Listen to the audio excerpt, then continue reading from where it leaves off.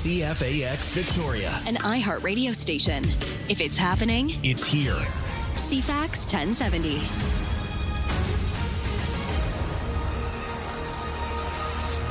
Hello, good morning. It's 6 o'clock on Friday, June the 12th. It's mostly clear out there. We got 10 degrees heading towards a high of 21 for this Friday. Full weekend weather forecast coming up in a moment. Right now, let's get to the news and say good morning to Lisa Best. Good morning, and thank you, Canada Post, rolling out the latest phase of its transition from door-to-door delivery to using community mailboxes, selecting more than 36 communities that will undergo the conversion starting next year. Local lists for 2027 include Colwood, Esquimalt, Langford, Saanich, Songhees First Nations, Victoria, and View Royal. Canada Post says it will now begin discussions with local governments to bring in the conversions. The changes will see some 485,000 addresses move to more centralized mode of mail delivery. Those homes come on top of 136,000 addresses in 13 communities already selected for conversion late this year or into early next year. Switching the 40 million addresses that are online for this, still expected to enjoy delivery of community mailboxes within about 5 years, marks a key pillar in Canada Post's plan to overhaul its business model in the face of declining letter mail and mounting financial losses. Speaking of losses, another 119 BCers, or about 4 every day, died of toxic drug overdoses in the month of April. The BC Coroner Service says about 68% of those were between the ages of 30 and 59. 76% were male. Since 2021, the death rate among individuals 60 and older has remained relatively stable. The death rate between those of 19 and 59, though, has declined significantly over the same period of time. That new seaplane route between Victoria and Seattle is now in service, giving you a 30-minute cross-border connection between the two coastal cities. Harbour Air launched the seasonal service yesterday morning from the Inner Harbour.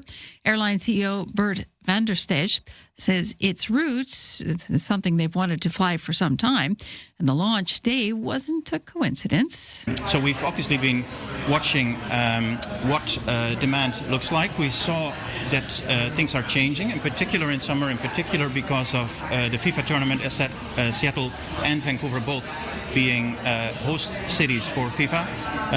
We felt the timing is perfect and elected to do the first flight between Victoria and Seattle on the first day of the FIFA Games. The route now runs once daily throughout the summer, with service scheduled until September 30th. BC would have liked to see the federal government's new online harms bill go a little bit further with a bit more clout.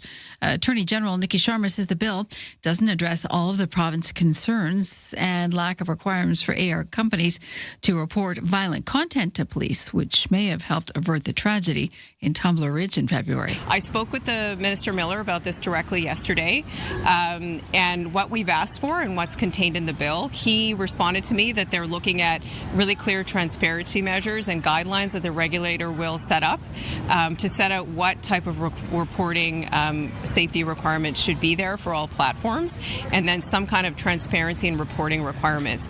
It does fall short of what we asked for, and we're waiting to see if it's enough. Sharma says many of BCers suggest they included that the bill needs to move more quickly. Prime Minister Mark Carney is in Paris, where he's set to meet with French President Emmanuel Macron ahead of the G7 summit next week. Catherine Morrison is traveling with the Prime Minister. She reports from there. The Prime Minister will meet Macron at the Palais d'Élysée this evening, where the two leaders will issue joint statements. Carney will also host a news conference before attending a dinner with Macron. The bilateral meeting could be one of the last between the two leaders, as Macron's second term is coming to an end in May 2027. A government official who briefed reporters ahead of the trip framed the meeting as Canada passing the G7 presidency baton to France, and said the leaders will likely discuss how to advance strategic partnership between the two countries. We're learning more about the delay of the opening of the bridge over troubled waters, namely the new Gordie Howe Bridge that connects Windsor, Ontario with Detroit, Michigan. The issue appears to strike at the heart of the ongoing trade tensions between Canada and the U.S. At the request of the United States, we agreed to delay the opening and take the necessary time to resolve outstanding issues. Amid trade tension with Washington, its opening has become highly political. U.S. President Donald Trump insists the U.S. needs to be fairly compensated. Donald Trump is Donald Trump. He doesn't have a clue about that bridge. Canada has paid to build the bridge and is set to collect the full revenue from tolls until costs are recouped. Then they'll split the money with Michigan. Jeremy Sharon, CTV News, Ottawa. And that's your news, 6:05.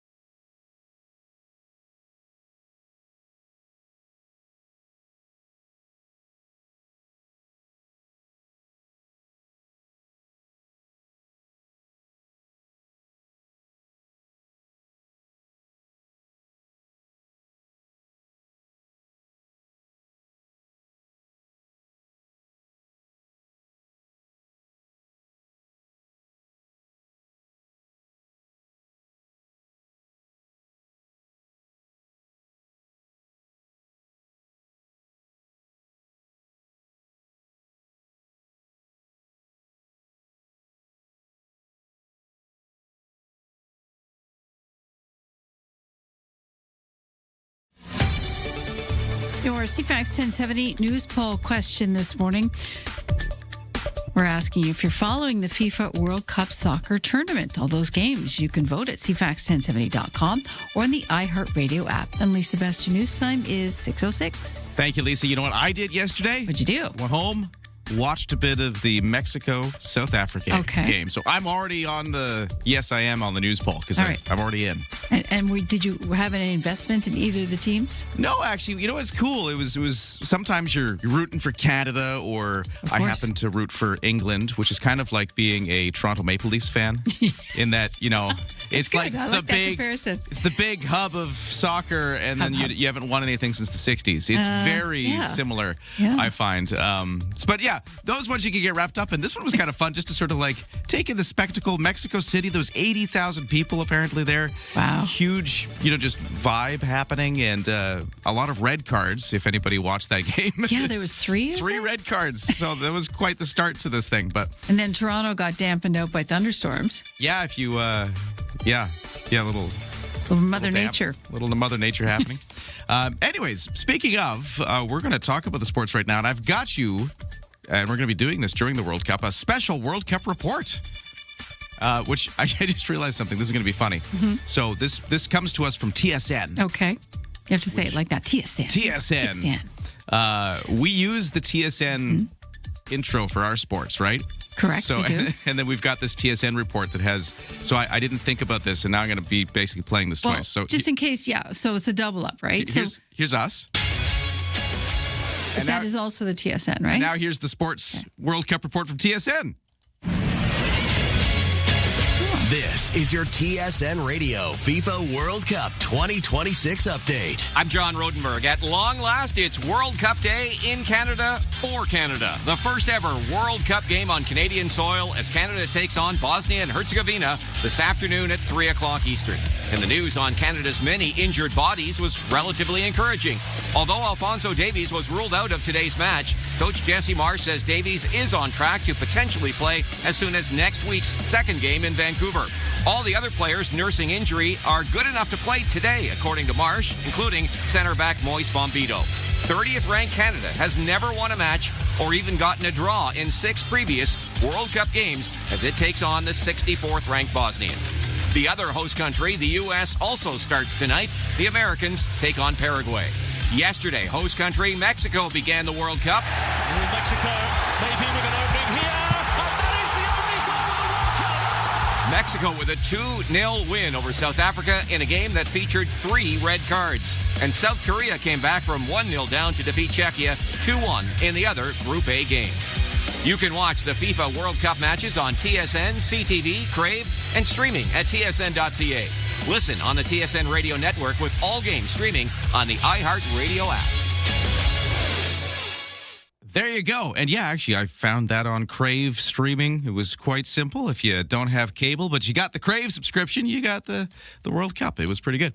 Just real quick sense of a few other things going on. Carolina Hurricanes now 1 win away from their first Stanley Cup in 20 years. Hurricanes defeating the Vegas Golden Knights 4-2 in Game 5 last night.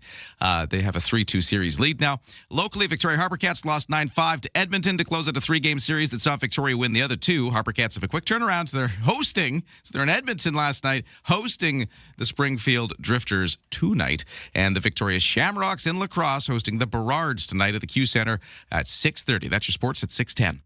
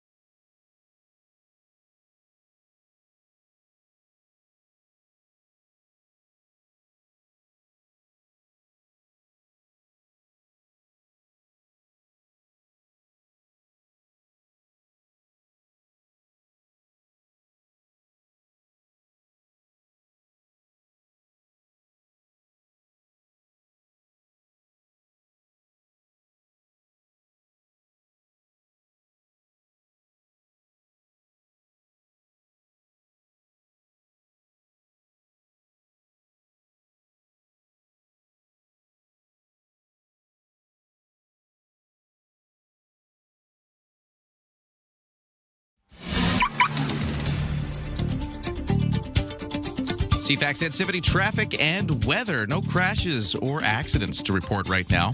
I do have one thing to report, though. Yesterday, I made a point of driving over the Bay Street Bridge just to do it. Wow. It felt good. Was there ticker tape? And it was so, actually, it was so anticlimactic. It was just like, okay, it's just going. That's how you want your traffic, your drive to be. You know what? You want your commute to be anticlimactic. You want no drama. But lately, we've had a lot of drama. Yeah, so that was just great. I drove across it. Did you go twice? You know, I did. Twice in the day, I had to come and go from that side of things, and both times, like it's actually fairly clear. I was expecting to be more like construction-related stuff just still around. It was fairly unobstructed, at least when I went over a couple of times yesterday. So that situation is looking good. I noticed because there's no one on the JSBN anymore. Yeah, it's clear sailing. Yeah, went back to normal real fast. So that's kind of the situation you got out there right now. I have no other crashes or accidents. It's quite early in the commute, no real delays. But watch out for construction causing trouble at Cook and Yates again. That was a thing. Quadra and Caledonia. That's the gas line construction. So those things will still be persisting today. But at least one of our big construction projects has wrapped up its delays. And the work on Cook Street too is actually going pretty good. You know, they're working at a breakneck speed of getting this done. Excellent. But I was up and down Cook Street as you were going back and forth on the Bay Street Bridge, and no major problems. All the cones are out, of course, and you still have to mind your speed. There's workers on site, but pretty smooth. I like that you and I were just driving around construction zones yesterday. Like, what's this like? This is our thing. Doing our research. We know how to live. Sunshine today, highs of 21 degrees. It is a UV index of high. Just throwing that out there. Clear skies tonight, lows to 11. Tomorrow it starts to warm up. We've got a high of 26, cooler by the water, but also some humidity's building, so we'll have a humidex of 28. Expect that to be kind of the same on Sunday and Monday. So those days are all looking the same, except Monday night, maybe a few clouds. And it cools off again into Tuesday. What's cool? Cool's like 22 degrees. So lovely in summer, like just the real kind of heat event we're getting is just mostly kind of this weekend and Monday. And then it sort of goes back to more moderate as of Tuesday. All right. Take it. On the markets, well, the opening bells for North American stock markets won't ring for a little bit, so let's take a look at how yesterday closed with Aaron Sousa. Canada's main stock index had a strong close yesterday. Toronto's S&P TSX surged 520 to 34,671. In New York, the Dow was up 929 and the Nasdaq climbed 640. In Tokyo, the Nikkei soared 1,800 points. The Hang Seng in Hong Kong added 468. Our dollar is trading at 71 and 53 cents U.S. Prime Minister Mark Carney is in Paris Paris for talks with French President Emmanuel Macron. The two leaders are to discuss strengthening economic ties ahead of the G7 next week. Ontario is calling out SeatGeek and StubHub for allegedly breaking the province's ticket sales rules. No word on which rules were broken, but both companies say they're working to comply. Quebec's ban on selling energy drinks to kids has retailers asking questions. They want clarity on whether high school IDs are enough to verify age and how the ban on online sales will work. And with the World Cup kickoff, Bell and Rogers have beefed up network capacity at stadiums in Toronto and Vancouver. From the Canadian Press Business Desk, I'm Aaron Sousa. It's all here. News, weather, traffic, and community events. Ryan and Lisa, mornings on CFAX 1070. Hey, good morning. Thanks for joining us as we get into Friday, as we start to think about the weekend in Victoria. I'm Ryan, Lisa's here, and we were just talking about how the Bay Street Bridge reopened as of yesterday.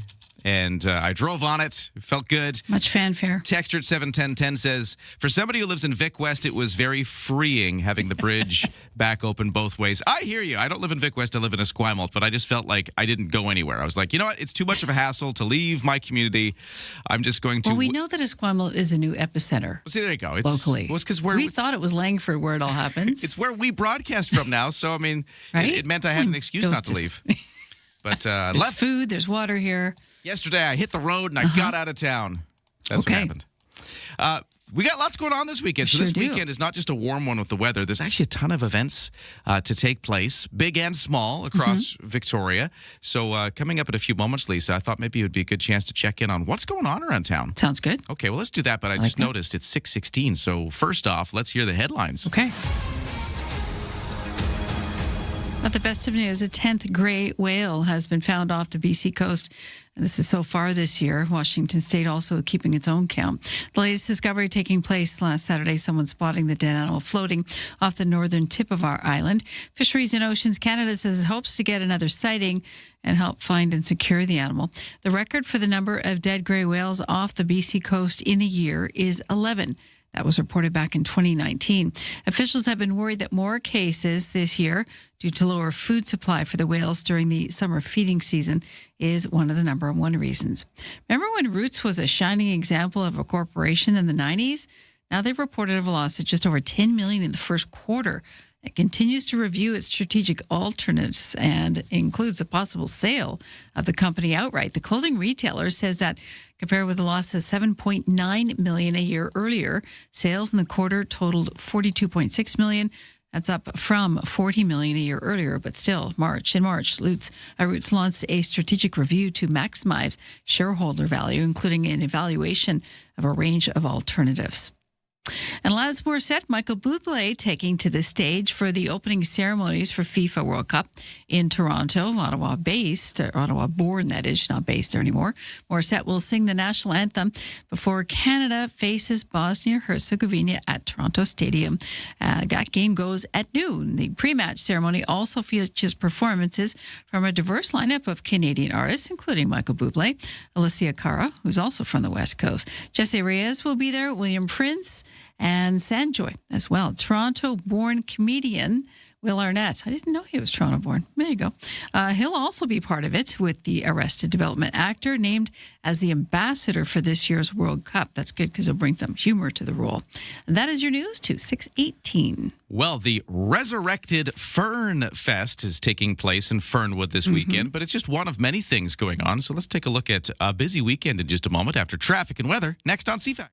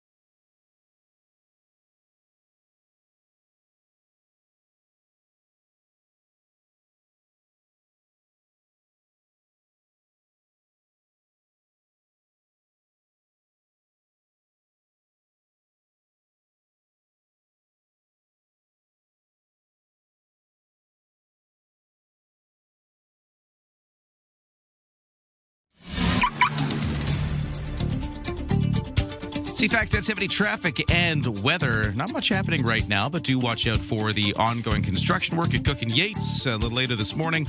We've also got the ongoing construction work for that gas main quadra roundabout Caledonia, sort of on either side of that. BC Ferries, no sailing waits. Lots of room left on the 7 o'clock sailing from Swartz Bay to Sawasan. And for the weather forecast, this is the heat coming in. We got sunshine and highs of 21 today, so today's still a fairly just normal June kind of day, but then we hit tomorrow, highs of 26, but the humidex of 28, so feeling a little warmer in that humidity, but also feeling quite a lot cooler with the windy Juan de Fuca strata factor. So that's Saturday. Then Sunday looks pretty much the same. Monday looks pretty much the same, although we might see a few clouds rolling in later into the day. And then by Tuesday, we're still sunny, but the temperatures kind of come down. So this little heat event is mostly Saturday, Sunday, Monday. That's where we'll see it get quite warm and maybe a little humid. Right now for the temperatures, let's take a look around the region. Let's go to Langford first, where it is 8 degrees right now. In Saanich by the University of Victoria, it's 14. Don't attempt your morning commute without us. Ryan and Lisa, mornings on CFAX 1070. Ooh, and the CFAX Morning Show is brought to you by Coastal Heat Pumps. For a comfortable home, no matter the season, big savings on your heating bill. Talk to Coastal Heat Pumps, designed for comfort, the South Island's Elite Plus Fujitsu Air Stage dealer. Okay, the weekend's here. The heat's rolling in just in time for a number of things that'll be taking place in the Victoria area, including things like, Fern Fest, which came back from the dead to happen. Oh, it's just, you could say it was just going fallow because it is, Fernwood. Anyway, you were looking at a very busy weekend, Lisa. What's going on here? Well, that's one of them. And Fernfest actually goes 5 till 10. Okay. So not a daytime event. It looks like an evening, one-day community celebration. There'll be art out, artisans, craft makers, music, food, neighborhood connection, a real family vibe. Easy to find because Fernwood's not that big, so in the heart of Fernwood, which is a great place to have parties. So, the Sydney Pride Festival's on. The 5th annual festival returns with a small town Big Pride theme. That's at Beacon Park, the town waterfront, which is a gorgeous place to hang out for concerts. So that'll be from 11 till 3 tomorrow. Down by the band shell. Correct. Which, have you ever played there?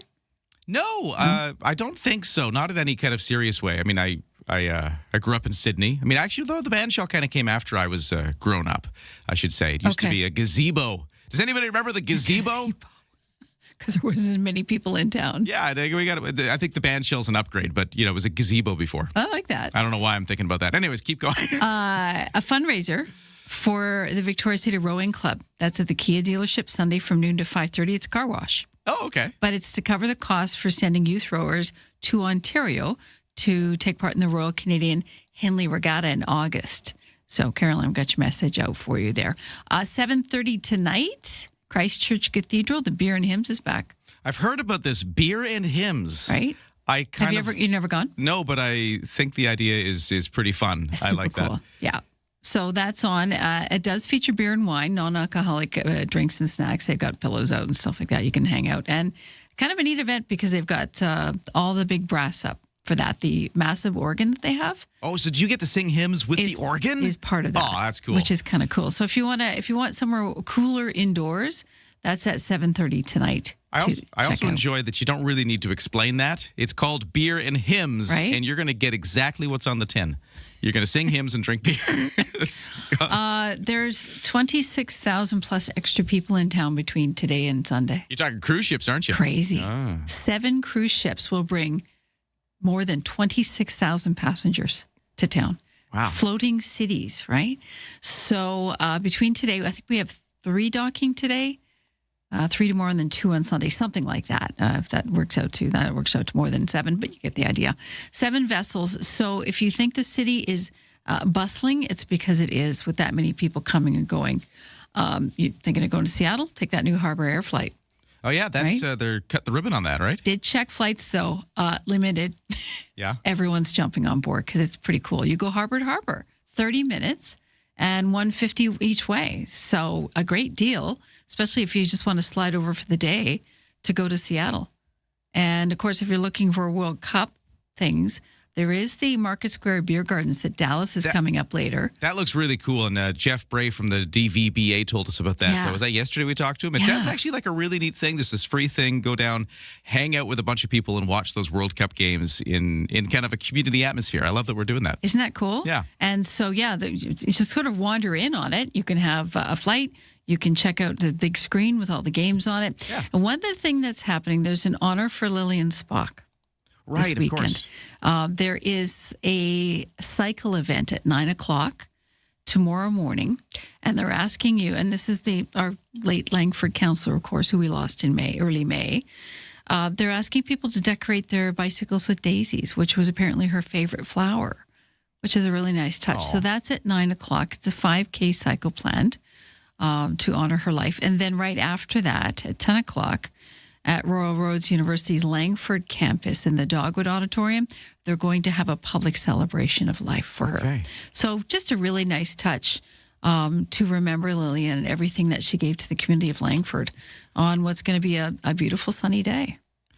Speaking of Langford and speaking of FIFA, I was texted recently by somebody who wanted to point this out as well. Good morning, Ryan and Lisa. Just a heads up that the big FIFA watch party begins at the Langford station, which is playing the Canada games.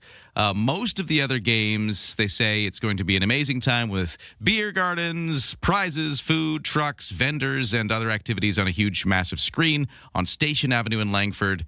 And the Viking development has kindly offered up lots of extra off-site parking just across from the event for people to park. Hope to see everybody there. It starts, I got this text yesterday, so it started yesterday, I guess, with opening ceremonies. But they did the Mexico game yesterday, but they're going now. So Langford Station, also a place to go and check out FIFA World Cup games if you're looking for just somewhere to do it in the community. Right. And so keep in mind for the next 5.5 weeks, a portion of station is going to be closed. It's going to be pedestrian only for this event. Right, yeah. So you'll have to work around that depending on, how you move about Langford. Yeah. But pretty cool event to have outdoors. And they have a number of different events happening for, all different demographics, trying to get people more interested in soccer. And there's one other event. We'll take a break here and get to the 6:30 news. But when we come back, one more to go over. And this one's interesting. Some of our Esquimalt neighbors. So we broadcast here in Esquimalt. And just up the hill on Fern Hill Road, there's going to be a block party. And it's a benefit concert, actually, for something called the DDX3X Foundation. What is that? Well, that is a rare genetic disease. And the family who's organizing this, their child has this, DDX3X. So it's a chance to kind of learn about what this is and also talk about this fundraising block party. They just kind of organize themselves. They got a band coming in. They're going to sell tickets by donation, try to raise some awareness and some money as well for gene therapy research for this rare neurodevelopmental disorder. So we're going to learn about that a little bit and tell you about the event in just a moment, but we'll get to the 6:30 news next. From CFAX 1070. Here's what's happening around the island. From June 11th to 27th, you can lock in for love with the BCSPCA Victoria and raise money to help injured, homeless, and vulnerable animals right here in Victoria. June 13th from 11 to 5 at Ship Point, it's the Summer of Soccer Family Fun Day. There's free music, games, and food. Details at dvba.ca/Summer of Soccer. Get more event info at CFAX1070.com. If it's happening, it's here. CFAX 1070.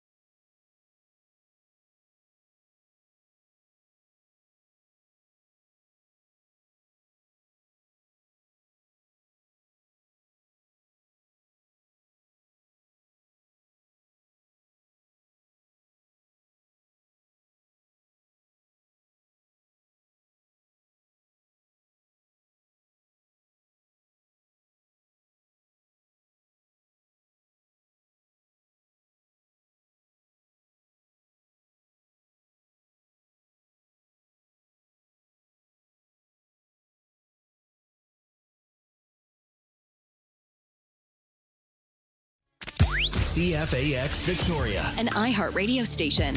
If it's happening, It's here. CFAX 1070. Good morning, 6:30 on Friday, June 12th. It's going to be sunny today. We're already clear skies with a 10-degree temperature, heading towards a high of 21. Full forecast to come, but right now the news begins. And here is Lisa Best. As we talk about construction locally, BC's Ministry of Transportation announcing $56 million for a number of highway resurfacing projects across Vancouver Island this summer. There's 4 in total, 54 kilometers of work on the passing lanes of Highway 19 between Craig's Crossing and Buckley Bay. 33 kilometers will be paved on Duke Point Highway from the Trans-Canada to the ferry terminal, including some of the side roads involved. 2 sections of the Trans-Canada between Cobble Hill and Chemainus will be upgraded, and Highway 19 between Royston Road and Campbell River. No word exactly when this will happen, but we'll keep you posted on any changes. In the air, that new seaplane route between Victoria and Seattle, harbor to harbor, is now in service, giving you a 30-minute cross-border connection between the coastal cities. Harbour Air launched the seasonal service today from the inner harbor. The route will run daily throughout the summer, with service scheduled until September 30th. Introductory fares are being offered, $199 one way. That's for a limited time only, and they are limited seats. The regular fee will be about $150, depending on demand. There was a cleanup operation underway on Pandora downtown yesterday that got some traction online. Victoria Mayor Marin Alto says it is done with safety and security in mind. It's time for us to really look at a particular series of blocks that have a lot of intensive use and make sure that we take care of some of the more important responses to that use. So we're up there, we're doing things as simple as changing light bulbs, but also doing things as important as ensuring that the fire hazards are reduced by cutting the grass and ensuring that where there's aspects of the pavement that need to be filled in, that we're doing that.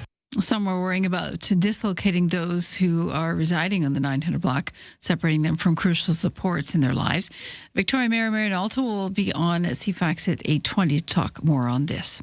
BC's Attorney General is urging a quick passage of the federal government's new online safety legislation. Nikki Sharma is pleased that many of BCers suggesting that this should be included in the bill. What I see in the legislation introduced by the federal government is many elements that BC asked for, meaning real age-related restrictions on bans, and getting at the design of these platforms and setting up a regulatory regime to hold them accountable. We're really grateful for those measures being included in what the federal government is proposing. The concerns that I have is that this needs to move quickly. I'm concerned about the 13, 14-year-old, 15-year-olds right now that are experiencing those harms. Sharma says the bill doesn't address all our government's concerns and lacks the requirements for AI companies to report violent content to police. The new U.S. government's tally of the new world screwworm cases has risen to 9 since Thursday. ABC's Jim Ryan says the potentially fatal parasite has been found in animals in Texas and New Mexico. 6 of the infestations involve cattle, 2 goats. But it's the case in New Mexico that has pet owners concerned. That one involves a dog. It's definitely very scary, to have something travel and you don't know what it is. Just worried that it might spread. Carlos Mata is sticking to his vet's advice. Just staying cautious. Making sure there's no open wounds on my dog. The screwworm fly lays eggs in open wounds primarily on cattle, but it can affect any mammal. Jim Ryan, ABC News in Dallas-Fort Worth. The U.S. president now says a new peace deal with Iran could be signed as soon as this weekend. President Trump is backing off his threat to strike Iran, now saying a peace deal is imminent. The president making this claim at a tele-rally last night. I don't know if you heard, but we ended the war with Iran today, and they have agreed never to have a nuclear weapon. Yesterday morning, the president threatened to hit Iran, quote, very hard and seize Karg Island, the heart of the country's oil industry. And you can't play through on this one. Golfer Phil Mickelson has been kicked out of his longtime California club. His longtime club near San Diego confirms it has banned him. Golf Digest says it happened after Mickelson was accused of inappropriate contact with a female employee. An attorney for Mickelson says there is video evidence contradicting the allegations. We'll let you know what happens next. And that's your news to 6:35.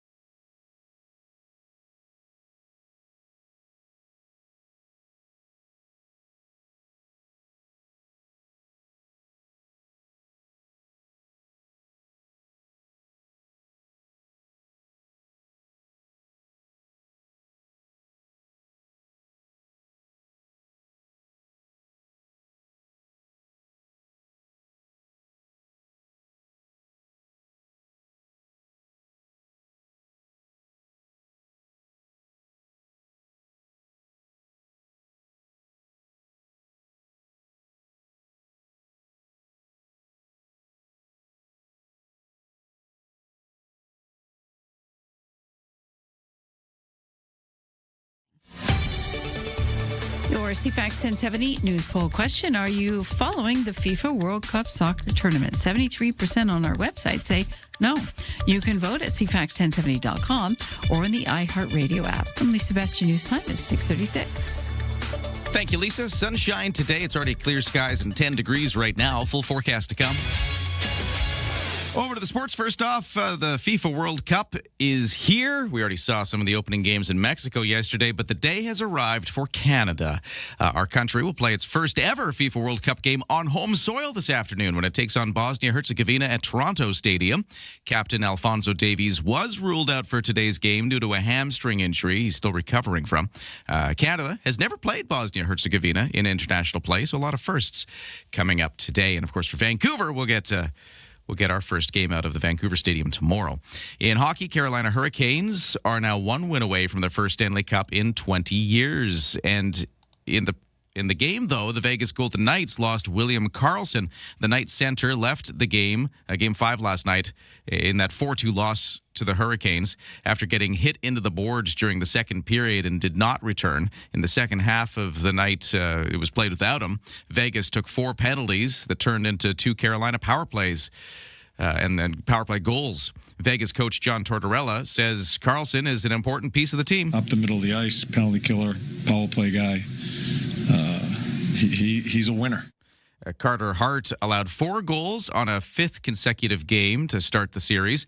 Vegas needs to win Game 6 back at home on Sunday if they want to keep the season going. Okay, so that's the Stanley Cup playoffs. Let's talk about the local sports real quick. Victoria Harbour Cats baseball team lost 9-5 to Edmonton to close out a 3-game series. That's off. Victoria will win the other 2. Harbour Cats have a real quick trip from Edmonton back to Victoria because they're hosting the Springfield Drifters tonight. And in lacrosse, Victoria Shamrocks hosting the Burrards at the Q Center tonight, 6:30. It's 5 games into the season for both the Shamrocks and the Burrards. Burrards are top of the league with 10 points. Shamrocks, though, just behind them at 8 in second place on the table. So kind of a battle of the emerging top 2 teams so far, although it's early. CFAX Sports Time is 6:38.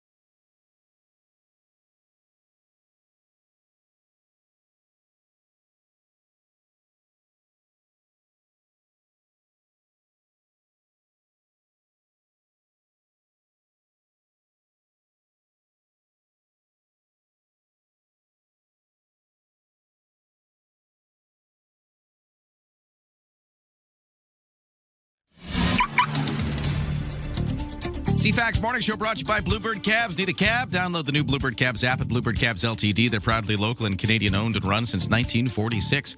On the roads, no crashes or accidents this time. Things are very smooth out of the West Shore into Victoria. We haven't seen the backups build up as of yet. And the other major routes, Pat Bay Highway, the Malahat, Souk Road, everything's looking good. No problems right now. No sailing waits at BC Ferries. So let's instead talk about the weather. It's sunshine. Highs at 21 degrees today, a little cooler by the water.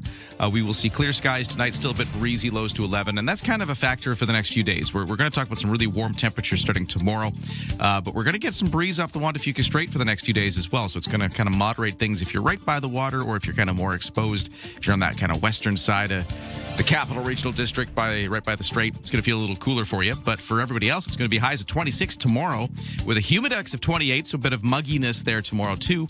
Same on Sunday, same story again, and then Monday's mostly the same, except we might start to see a few more clouds by later in the day. Still warm though, and then by Tuesday the heat starts to subside. We're still sunny looking into next week, but maybe a few bits of cloud here and there, and temperatures more down into the low 20s. So we're not going to stay hot, but for the next 3 days after today's just kind of moderate. Then the next 3 days will get quite warm.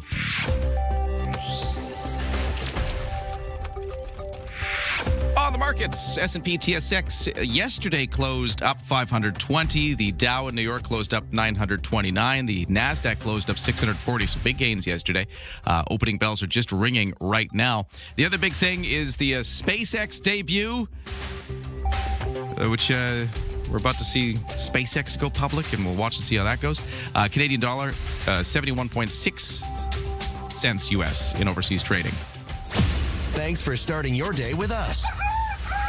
Ryan and Lisa, mornings on CFAX 1070. Yeah, hey, some of our Esquimalt neighbors on Fern Hill Road, if you don't know where that is, that's kind of close to, if you think of Esquimalt Road in Lamson and just kind of go up the hill, that's sort of the neighborhood we're talking about. They're hosting a block party and benefit concert. It's just a community-organized, a family-organized event. They're trying to raise money and awareness for the DDX3X Foundation, which is a condition that their child has. Kelsey Christophe is the mom, spoke to Morgana, the producer of our program yesterday, just to talk a bit more about what this is and also what this condition is. And most people, when we're telling them about it, they're hearing about it for the first time, as so many other rare genetic diseases. But yeah, so my daughter has DDX3X syndrome. It is a neurodevelopmental disorder. And so it can cause cognitive and physical impairments in kids, people, because it's on the X chromosome. It does primarily affect girls.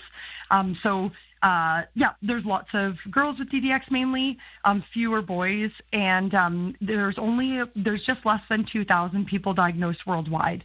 But they do suspect that approximately 1 to 3% of women who have intellectual disability might actually have DDX. They just don't have enough ability to be able to sequence everyone's DNA to confirm that at this point. Yeah, interesting. I'd never heard of that. So they can actually, they're going specific with it. Yeah. With cognitive issues. Okay. So it's a fundraiser. Yeah. And she talked about how it all came about. We got inspired. So basically, rare genetic disorders, there's not really government or pharmaceutical funding for finding different therapies or cures, et cetera. And so we got inspired by meeting other families of DDX3X syndrome last year when we went to the national conference in Delaware. And so that gave us inspiration to plan something. And then one of our friends named Maha Mariam Kaloran, a midwife I work with, she has really pushed us to put on an event and given us a lot of support. So what we decided to do is hold a giant party because that's what we do well. And so we've actually invited our wedding band called Queer as Funk. They're an amazing queer funk band. And so they're coming over from Vancouver to play a show on our street. We're shutting Fern Hill Road down in Esquimalt and hoping it's going to be a great family-friendly atmosphere. We're going to have food trucks. We're going to have ice cream, hot dogs, drinks, different things. Fun things for kids to do, bouncy castles, etc. And then the show. Tickets are by donation. We've put like a suggested donation of $30 to $100, just trying to raise as much money as we can for our charity. But it's not necessarily, we won't actually be checking tickets at the door. That again is Kelsey Christophe, mother of a 2-year-old Calliope, who has this condition, DDX3X. They're closing their street down Fern Hill Road tomorrow. This is tomorrow, with all the food trucks and stuff, and then this band playing. So, kind of a wonderful, neat thing to organize. Yeah, having some fun and raising some funds and awareness, because I wasn't aware of this. No, me neither. Yeah. So this is good to know moving forward, and we'll see how her diagnosis and treatment can possibly go. Well, good luck to the family tomorrow. Hopefully, lots of people come out and you get some support. 6:45. Let's talk about the news. What's happening, Lisa? Thank you. East of us, the search continues for a 19-year-old suspect connected with the fatal shooting of a 43-year-old Toronto police officer yesterday. Another 19-year-old suspect is facing a first-degree murder charge. Tributes continue to pour in for the fallen constable, Mark Benazzato. He was shot at an apartment building yesterday as officers carried out an investigation into multiple shootings. He leaves behind his wife and 14-year-old twins, a boy and a girl. Vic PD releasing new messaging on the rights and responsibilities around guide dogs.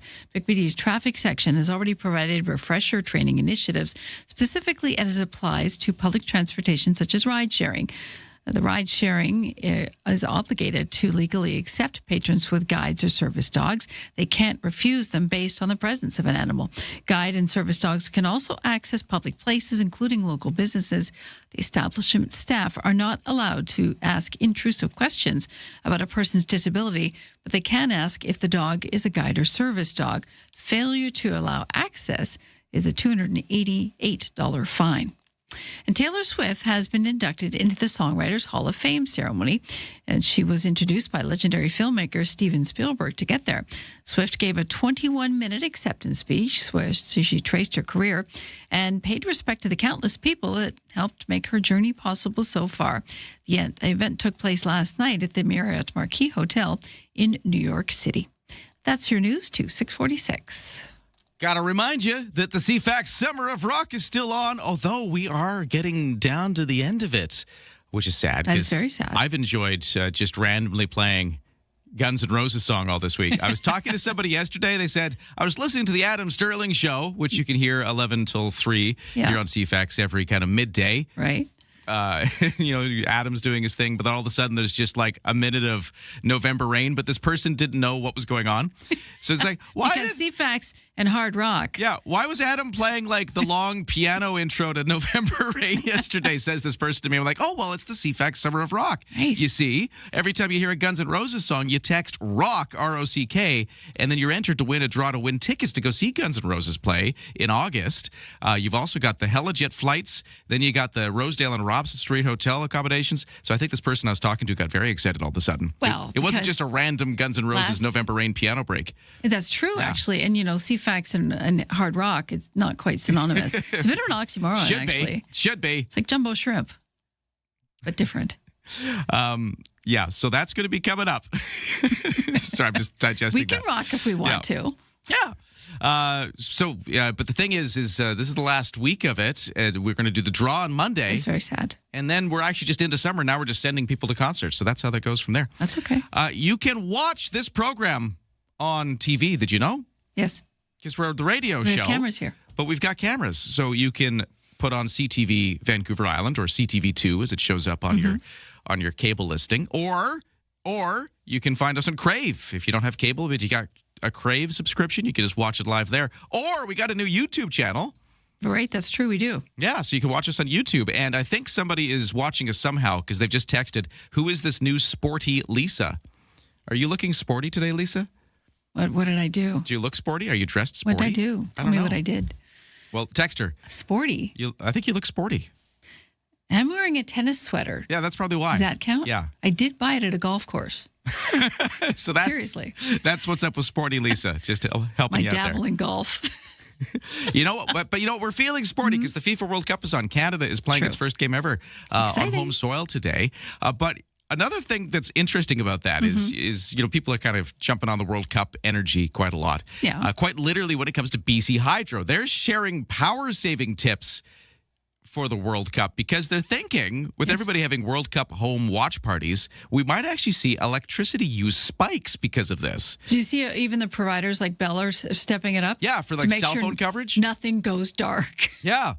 So let's talk to the folks at BC Hydro. They're going to talk about what they're expecting to see when it comes to power usage over the World Cup here. And they have a few tips for how to, I guess, be power smart about the whole thing. Keep the big screen going? Yeah. Okay. So that's next after traffic and weather. The CFAX 1070 Summer of Rock. All right. Win a trip to Vancouver and catch a concert from the Sax Point Pub Summer of Rock lineup. Listen to CFAX from 6 till 6. When you hear a clip from our Artist of the Week, text ROCK to 71010 with your first name to win that concert.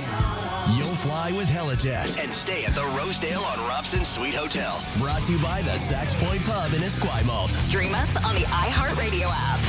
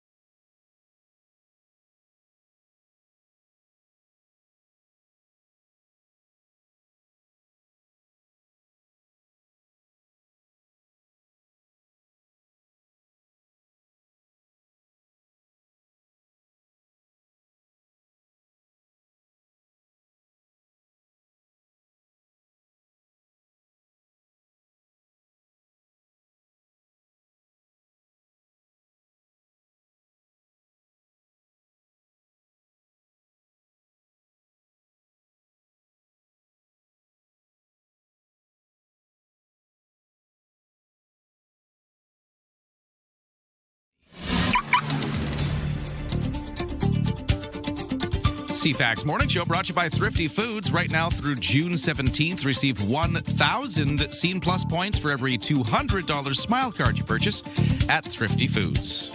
Let's take a look at what's happening out there in traffic. Well, not a lot, actually. It's a fairly calm commute so far from the West Shore into Victoria, which is usually one of our big trouble spots.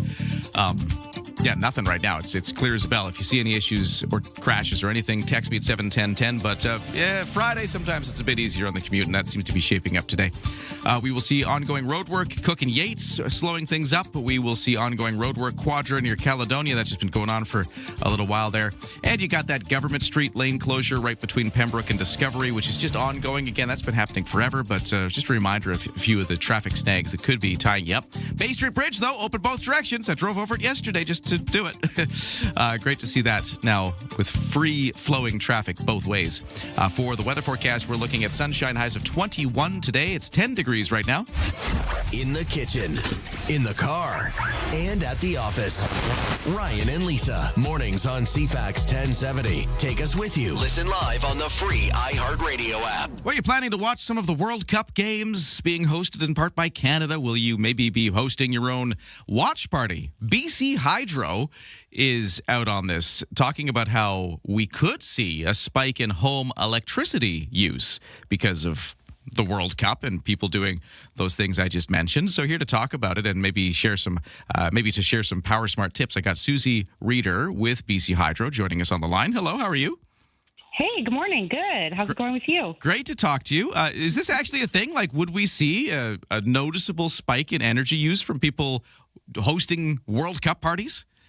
Yes, this is a thing, especially because these gatherings, they tend to be really intensive with multiple screens and streaming devices and cooking appliances running all at once just to create that full game day experience. So taking alone these things in a household like streaming and turning the oven on and all that aren't incredibly energy intensive. But when we surveyed British Columbians, we found about 2/3 are going to host or attend a watch party.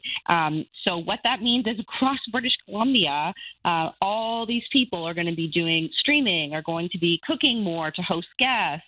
And all this combined, yeah, it definitely does boost energy demand across the province. And when you say boost energy demand, like what kind of levels are we talking about here? Is it just a small little blip, or is it a really big noticeable drain on the system? You know, it's going to really depend. One really interesting thing about this weekend is the heat wave. So that the heat wave and people turning on their air conditioners, that coupled with some of these watch parties, we could actually potentially break a record. So our in-house people who do all the fun calculations on peak load, they are predicting that we could reach up to 8,500 megawatts on Monday. That's going to be the peak of the heat wave. So the heat wave coupled with the watch parties, it could be quite intensive, actually. Of course, not as intensive as hosting an event at BC Place, but very, very intensive, more intensive than you'd think. And is that a problem? Like, can we handle that, or what kind of concern does that cause for BC Hydro? Yeah, no, we can definitely handle that. We are really well positioned to meet these needs. Overall, we are still a winter peaking utility, so we do see our highest levels of demand in the winter because it's from heating and turning the lights on and having them on longer, that kind of thing. So these are certainly levels that we can handle and are prepared to meet. Summer demand is getting up there, especially with more use of AC that we've seen. It's gone up about 20% in the past 10 years, but still a winter peaking utility. Gotcha. So we can handle it. We got enough energy, but still, why waste it if you can save some? So what are some tips you're offering people over this World Cup? Yeah, well, one thing you can do is you can track your electricity use. So you can use My Hydro just to see how your activities are impacting your household. Cooking with smaller appliances. So if you're having people over, just use things like your air fryer instead of your oven, and that can use up to 75% less electricity than your oven. skip the stream on your television and watch on cable, because in many cases, especially if you're watching on multiple smart devices, as many of us do right now, or even in high resolution, it can be a lot more energy intensive than watching the game on cable. Really? And it's interesting. Many people don't realize that streaming relies on that continuous data transfer over the internet rather than that single centralized broadcast. So, when you're watching a show on cable, it's broadcast once through a network, and, millions of homes receive the same signal at the same time. So that's lower energy. But every viewer streaming, you get a separate video stream, meaning that the system has to deliver and process the same content thousands or millions of times. So definitely, if you have an option of cable over streaming, opt for cable. I had no idea that streaming versus cable would be a different energy use, or at least in any kind of noticeable way. But again, like you said, I guess if you multiply this by thousands or millions, a small amount for one home all of a sudden becomes a big amount. If you multiply Absolutely. it. Yeah. And right now, just want to let everyone know that we do have rebates on ACs. So the portable ACs, $50 rebates on select Energy Star ones. So if you go to powersmart.ca, you can find those deals, and it's an instant rebate in most stores. And it's going to be a hot one this weekend. Good things to think about. Susie Reeder is with BC Hydro. Thanks for talking to us today about this. And yeah, of course. Happy power saving. Thank you. You too. All right. That's, it makes sense, but I never really just cognitively put together the fact that cable TV versus streaming TV would be a different energy use. Yeah. Huh. Do you see what she said there about cooking small? She gave us all license to just barbecue. Oh, that's what that was. Oh, yeah. That was Fire up the Barbie. Inside talk for BC Hydro. Barbecue. It's going to be a good barbecue weekend. Well, the weather's going to be hot, so lots of fans, heat pumps and ACs on as well. Texter at 71010 says, multiple screens, streaming, and applications running. Sounds like every night at our house. Yeah, well, it's true. That's like us. I've got the kids streaming their things. Yeah. Mom and Dad, we got our own thing going on. Then you're like snooping your phone at the same time. Mm-hmm. Everybody's got like a million devices nowadays. You need the power. Well, let's take a break. We got our 7 o'clock news coming up next.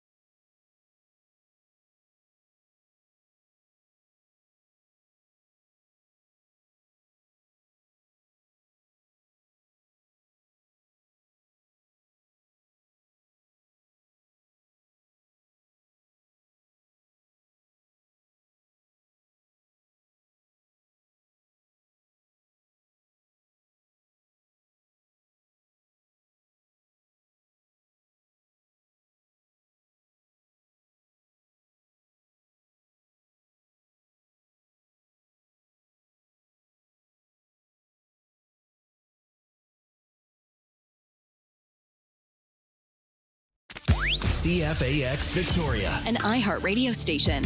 If it's happening, it's here. CFAX 1070.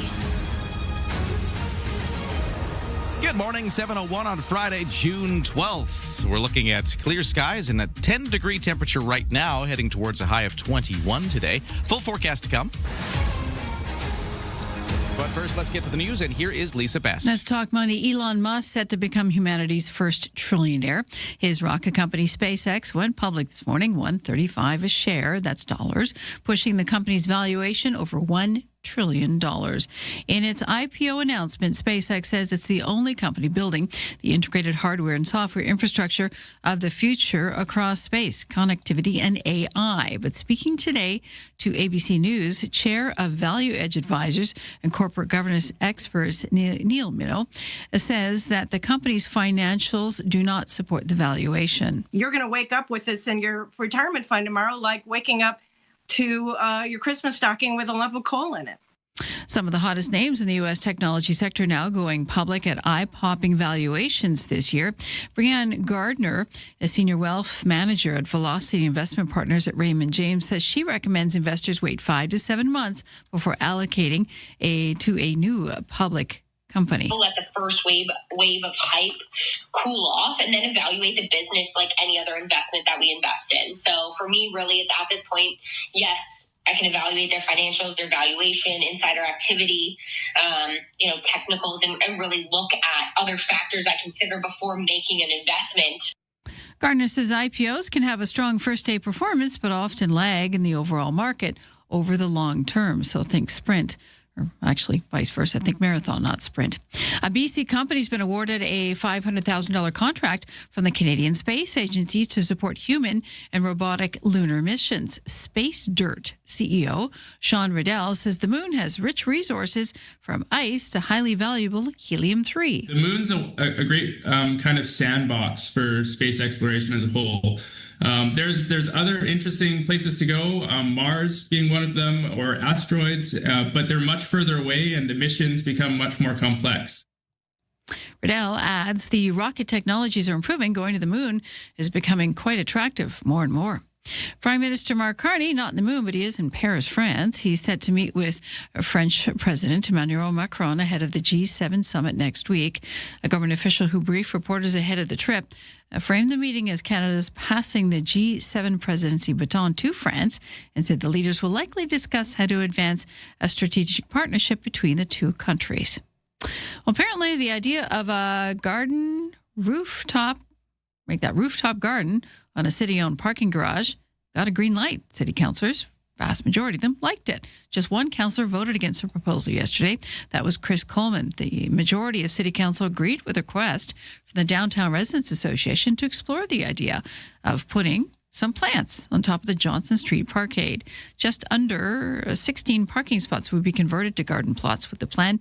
The other question, which will have to be addressed, is whether the roof will actually be able to support the weight from a garden, all that soil and water. We'll hear more about this with Victoria's Mayor, Marian Alto. She will be live with us at 8:20 on The Morning Show. And the Trump administration is fighting a court order to remove the current U.S. president's name from the Kennedy Center in Washington. The president's name is supposed to come down and be removed from the Performing Arts Center by today, but late yesterday, the Justice Department filing a notice of appeal challenging a ruling that found the attempt to rename the center was illegal. The Justice Department is arguing that removing Trump's name now would, quote, impede the center's fundraising efforts. That is your news to 7:05.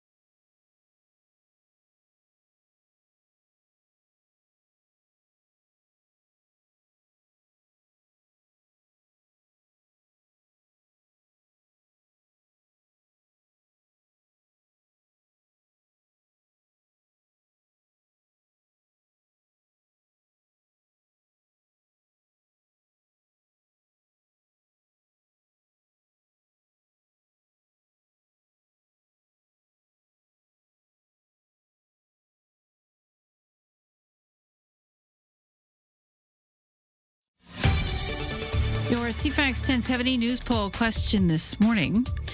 We're asking you if you're tuning into and following the FIFA World Cup soccer tournament. 73% saying no. On our website, CFAX1070.com, that number jumps to 76% saying no on Twitter X. You can vote either those two locations or the iHeartRadio app as well. And Lisa, best your news time, 7:07. I thought it was interesting hearing from BC Hydro a few moments ago that between the heat coming this weekend and World Cup watch parties that a lot of British Columbians are planning to host, BC Hydro is bracing for a major power demand this weekend. Right. Huh. That makes sense. There'd be a bump if everybody's watching at once. Yeah.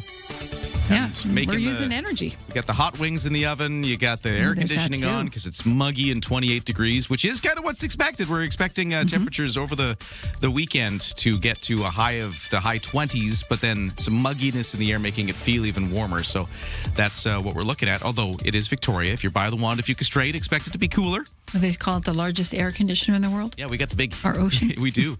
We'll get you the full forecast in just a moment, but let's talk about that sports. Let's talk about the fact that we got the World Cup and Canada playing its first ever FIFA World Cup home game on home soil this afternoon when they host Bosnia-Herzegovina at Toronto Stadium. This is kind of like noon hour our time when that'll get going. Captain Alphonso Davies, he was ruled out for today's game due to a hamstring injury that he's still recovering from. And one other factoid, Canada has never played Bosnia-Herzegovina in international play. So this is another first coming at you for later today. In hockey, the Carolina Hurricanes beat the Vegas Golden Knights 4-2 to move within a victory of winning the Stanley Cup with a 3-2 lead in the best-of-7 series. Brandon Bussi finished with 22 saves in his second career postseason start. Coach Rod Brindamore says their game picked up after an unimpressive first period. I didn't like a lot of the stuff we were doing at times, but I think the goalie is, Bus had a lot of poise. I think he looked pretty calm in there and obviously played a great game for us. Game 6 is now Sunday night in Vegas. What else is going on? Oh, well, also in hockey, Tampa Bay Lightning star winger Nikita Kucherov, that's what I'm trying to say, won the Hart Trophy as the NHL MVP last night, the second such honor of his career after winning it back in 2019. Local sports, Victoria Harbour Cats lost 9-5 to Edmonton. That was the end of a 3-game series where Victoria won the other 2 games, so they won the series 2-1. Harbour Cats have to go from Edmonton last night to home field, Wilson's Group Stadium at Royal Athletic Park tonight, where they will be hosting the Springfield Drifters, 6:30 for that, and the Victoria Shamrocks hosting the Burrards tonight at the Q Center, 6:30 start there too.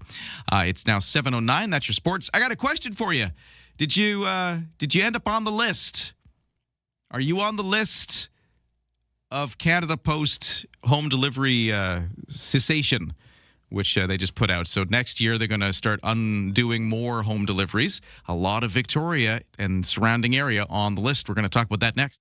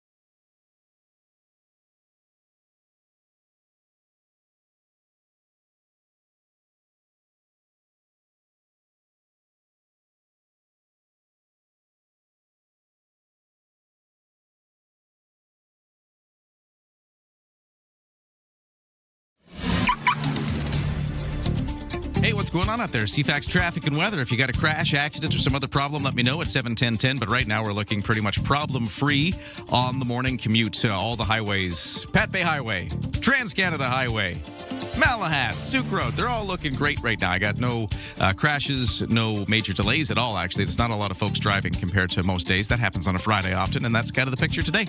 No sailing waits at BC Ferries either. So let's talk about the weather instead, where it's sunny, highs of 21 today.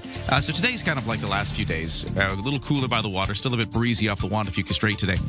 Tonight, clear skies, lows to 11, but then the heat arrives Saturday, Sunday, and Monday. Those are the 3 days that kind of start to look warm. We have temperatures into the mid to high 20s each day, with a humidex making it feel a little warmer, a bit of mugginess in the air, but also just cooler by the water because the wind will still be blowing off the Juan de Fuca Strait. So that's the next 3 days. Then we're back to slightly more moderate temperatures, but still sunny as of Tuesday of next week, and maybe a few clouds into next week as well, but still some sunshine and still temperatures in the low 20s. It's just the next 3 days that are the big heat moment.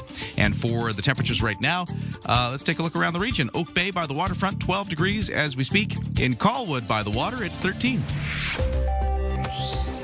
Getting that first look at the market results today, S&P TSX is currently up to start the day, up 91 points to 34,763. The Dow is up 31 to 50,880.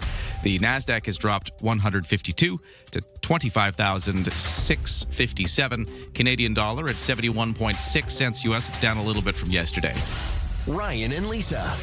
Mornings on CFAX 1070. Remember, you have us in the palm of your hand. For listeners on the go, listen live on the free iHeartRadio app. It's no surprise. We know it's coming. We know Canada Post is ending that sort of door-to-door delivery and moving towards community mailboxes in communities all across Canada. But it was a little sad for me personally when I learned that I'm on the list for the next one. And I think a lot of us in the Greater Victoria area found ourselves on the list. What's the feeling?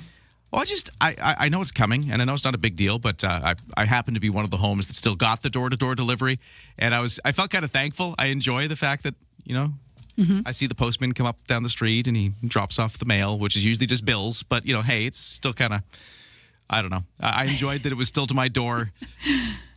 That personal service, right? Yeah. And I think to that there's a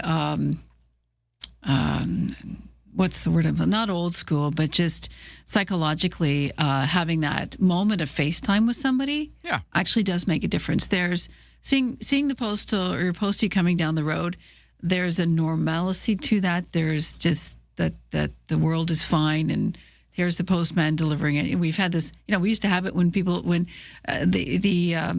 dairy farm would deliver milk. Same idea. Yeah. Someone's bringing something to your door. They're doing this simple task for you to make your life a little bit easier. Now, of course, that's going away. It has to go away. Or the corporations is going to do even worse. Yeah, well, Canada Post is definitely underwater money-wise, so they're making these changes for that. But here are the communities on the list in case you've missed this. Okay. So Victoria, City of Victoria, Saanich, Colwood, Esquimalt, Langford, View Royal, the Songhees Nation, and Up Island, Nanaimo. So those were the Vancouver Island communities on the list of more than 485,000 addresses across the country that got announced. Right. So, and when is this happening? Well, this is for 2027, so it's not happening right away. But Canada Post 6 months. Just announcing the next rollout. Over the course of 2027, they'll be transitioning those homes away from door-to-door delivery towards the community mailbox model. Now, there already were 136,000 addresses in communities across the country that have been converting, including a few in BC. So that's already been happening. This is just the next round for next year that they announced. And quite a lot of the Victoria area on the list. Well, and is this just the start? Is this just the first wave? Is there going to be more? The first wave is already happening. This is the second wave. In the sense of, and then there'll be more. And yeah, it's just, they're just kind of doing it in phases. It'll just keep coming, right? Okay. Yeah. And I feel bad for a senior with mobility issues, somebody who can't possibly, or has a hard time getting to a community mailbox. Those are the people I think that will be hardest hit. Texter says, well, you may just miss out on the gossip around community mailboxes. Well, that's good. You'll trade one thing for the other. That's not bad. Gathering around the mailbox. That's a really good point, actually. I love the silver linings. It's just so good. Thank you at 7:10. It's the new water cooler? There you go. Right? The community water cooler? The community letterbox. I like it. The texter says, no more letter carriers. My dog can finally stand down. Well, yeah, who's my dog going to bark at now? Yeah, that's true. Yeah. Posties don't have to carry the pepper spray anymore. It's 7:16. Well, let's get to the headlines at 7:16. What's going on in the world, Lisa? The BC Coroner Service says deaths from suspected unregulated drug toxicity fell in the month of April, following the falling trend in recent years. The province reported 119 deaths in April tied to the crisis, down from 135 in the month of March.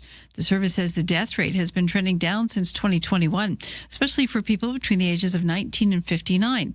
Vancouver Coastal Health has so far reported the highest number of such deaths, 145 in the first 4 months of this year, if we talked about April, and followed by Fraser Health at 134 deaths. The U.S. president says a deal ending the war in Iran could be signed as soon as this weekend. He says it's so close to becoming a reality. That's why he's called off fresh strikes in Iran, previously planned for yesterday. On the other side, Iran's state media says Tehran hasn't agreed to any kind of deal. Sticking points have long included the fate of Iran's enriched uranium and the release of Iranian frozen assets frozen by the U.S. And fans have begun gathering in Vancouver as the city set to host its first FIFA World Cup game this weekend. Soccer tournament, as we know, kicked off yesterday. In Mexico, the mariachi music could be heard blasting from bars in downtown Vancouver. City's first game being held tomorrow. BC Place, that would be Australia versus Turkey. And fan Evan DeSantos says he's cheering for the Turks. He'll be among a number of international fans who have landed in Vancouver to check out the game. That's your news to 717. Another mailbox text at 71010. This texter asking, providing us with some info, saying there are exemptions you can apply for to receive mail delivery once a week for seniors or people with disabilities. So that's helpful. If you can't or you have trouble getting out to a community mailbox, I guess they'll do like a once a week special delivery to you if you apply for it. That's just one of the parts of the story. But okay, that's good. How are you feeling about it? This a lot of communities already transitioned, a long time ago. Yes, especially rural communities. But we had that pause when Trudeau came in. He paused the conversion to the community mailboxes, and so there's still several million Canadians that end up kind of keeping the door-to-door delivery, despite a bunch of other Canadians already having transitioned. But now they're just kind of going back to that transition. And how do you feel about it? I got some great perspectives already at 7:10:10. Feel free to weigh in, and we'll get that conversation going. But right now, we got to take a quick break, get our traffic and weather updated, and a quick change of topics as we reach out to somebody you might recognize as our former member of Parliament for Victoria, now Executive Director of the Raffi Foundation for Child Honoring. Laurel Collins joining us next with some reaction to some of the stuff going on in the news and talking about that foundation. That's next.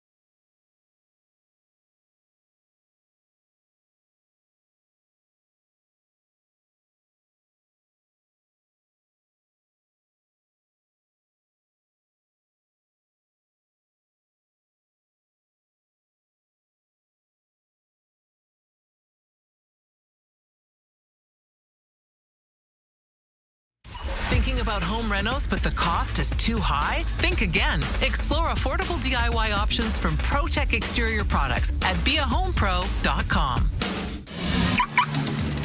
CFAX 1070 traffic and weather, 721. No problems on the roads. No volume delays to speak of either. If you see a problem, though, you can text me at 71010. For the BC ferries, no sailing waits. And for the weather forecast, that's where things are kind of interesting because we're heating up this weekend. Sunshine, highs of 21 today, cooler by the water. Clear skies tonight, lows to 11. Tomorrow, for the greater Victoria region, sunshine with a high of 26. Cooler by the water, but a humidex of 28, so feeling warm and some mugginess. Sunday, it's the same forecast. Monday, it's the same forecast. So that's sort of warm temperatures, bit of mugginess, but cooler by the water is what you can expect right through until Monday. Then Tuesday kind of moderates again and goes back down to a temperature around 22 degrees, kind of low 20s. It was some sun and maybe a bit of cloud in there. That's going to look like today. So sort of today and then Tuesday, we're going to bookend this little heat patch with the same forecast.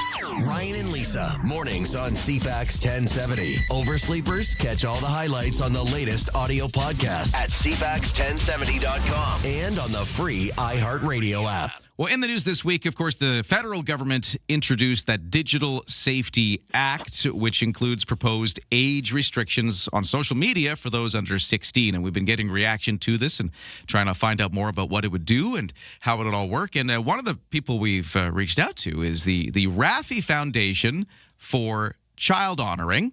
And the executive director happens to be former Victoria Member of Parliament, Laurel Collins. So a chance to catch up there as well. Laurel Collins, hello, welcome. Hello. Hi, Ryan. Thanks so much for having me on. Yeah, last time we spoke, you were, representing Victoria in the House of Commons. Now here you are. How have things been? Oh, really good. Yeah. Raffi Foundation is a wonderful organization, and it's really great to be back on talking to you. Yeah. How did you get involved in that? They were looking for executive director, and they're an organization that focuses on early childhood education, supporting early childhood educators, but also really upholding children's rights and trying to build a future where all kids can thrive. And so it felt like a really good fit. And we're talking about Raffi, as in the singer Raffi, right? Baby Beluga Raffi, right? Yeah, absolutely. So Raffi founded this organization just over a decade ago, really with the idea that if we prioritize the needs of the very young, it's going to make a society that is better for everyone. Okay, well, that's what it is. And great to talk to you again and get you here with this hat on. So let's put that hat on and let's talk about the Digital Safety Act bill, which came through, at least introduced into the House of Commons this week. We're still kind of learning about it. It's big. What was your first take of it? Anything you like here? Yeah, this is something, so the Raffi Foundation has had a campaign to write your representative, mobilizing Canadians to contact their MPs and their MLAs to ask for age minimums for social media and really appropriate protections for children online. This is, it makes sense that we would want to protect our children from these platforms that are so addictive that we've seen some of the devastating impacts when it comes to online bullying, sexual exploitation, and also just the impact, especially on young girls when it comes to the images and the content that is being fed to them. And so we've been advocating for age minimums along with some incredible organizations like Unplugged Canada and many others. And so we're just thrilled, to see. This bill has a number of things. It has a new watchdog with enforcement powers, including fines for these platforms up to 3% of a company's global revenue. It puts duties on platforms to protect kids, so safer design, age checks for pornographic content, tools to flag harmful content, and kind of a complaint mechanism for some of the most harmful things. And then it also regulates AI chatbots. So it requires them to connect users to real human help in a crisis. And then importantly for us and for what we've been fighting for, it establishes a minimum age of 16 for social media accounts. So it sounds like a lot of the things you would have liked to see in this bill showed up. Yeah, and it's a 90-page bill. It just came out this week. So we're still going through, and there are a few areas that we would want strengthened and, a few things that we have some questions about. But fundamentally, this is a really important first step, and it is doing what countries like Australia have already been enforcing. So we're really encouraged. Now we need Parliament to actually pass it and the government to implement it quickly, and for it to apply to every platform, because our kids can't wait. Now, you mentioned Australia, so they've already done something like this. I understand one of the big differences with the one Canada is introducing is that it comes with these exemptions. If platforms can sort of reach certain safety standards, maybe we do see people under 16 on those platforms with those safety things in place. What do you think about that move? You know, this is one of the areas that I'm kind of concerned about, and also waiting to see. They've left this area somewhat intentionally vague, and it means that the Digital Safety Commission, that is this new watchdog, will be responsible for kind of developing what this looks like, what kind of designs, and they've said that the design will be specific to each platform, what will count as actually safe. So, you know, at first, every social media platform is going to, anything that falls under the definition of social media that they've outlined will be included in this. And then the Digital Safety Commission will, platform by platform, accept kind of submissions about whether or not they have implemented safety designs that are adequate to say that kids are protected here. Australia took a different approach, and they exempted certain things that might fall under the social media umbrella. You know, things like Wikipedia. We want our kids to still be able to access that. Clearly, it is designed in a way that isn't that kind of harmful scrolling. It isn't allowing predators to message our children and to prey on young kids.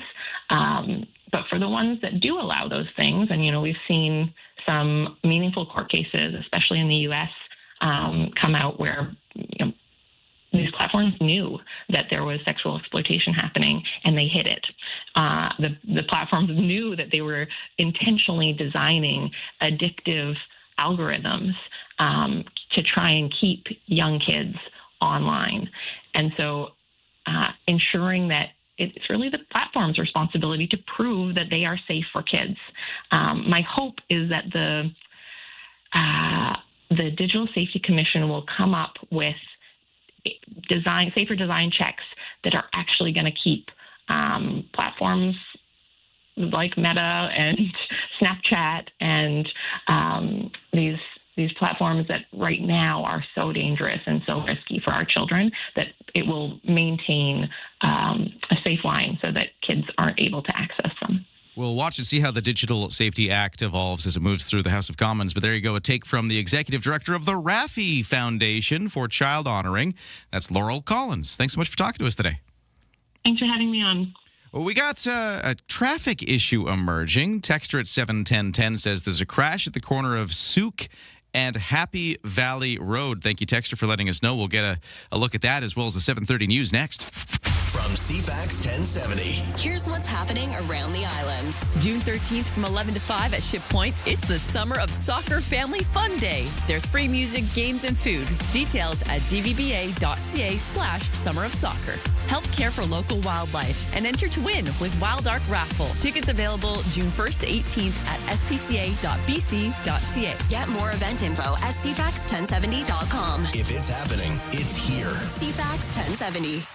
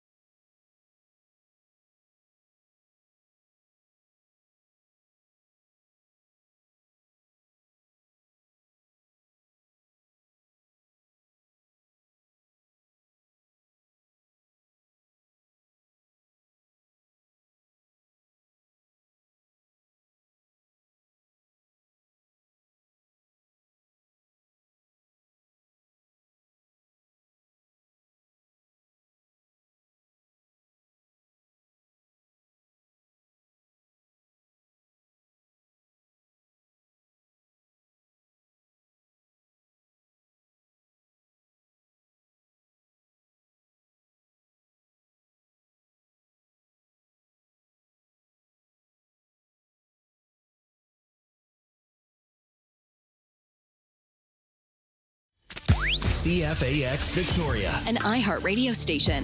If it's happening, It's here. CFAX 1070.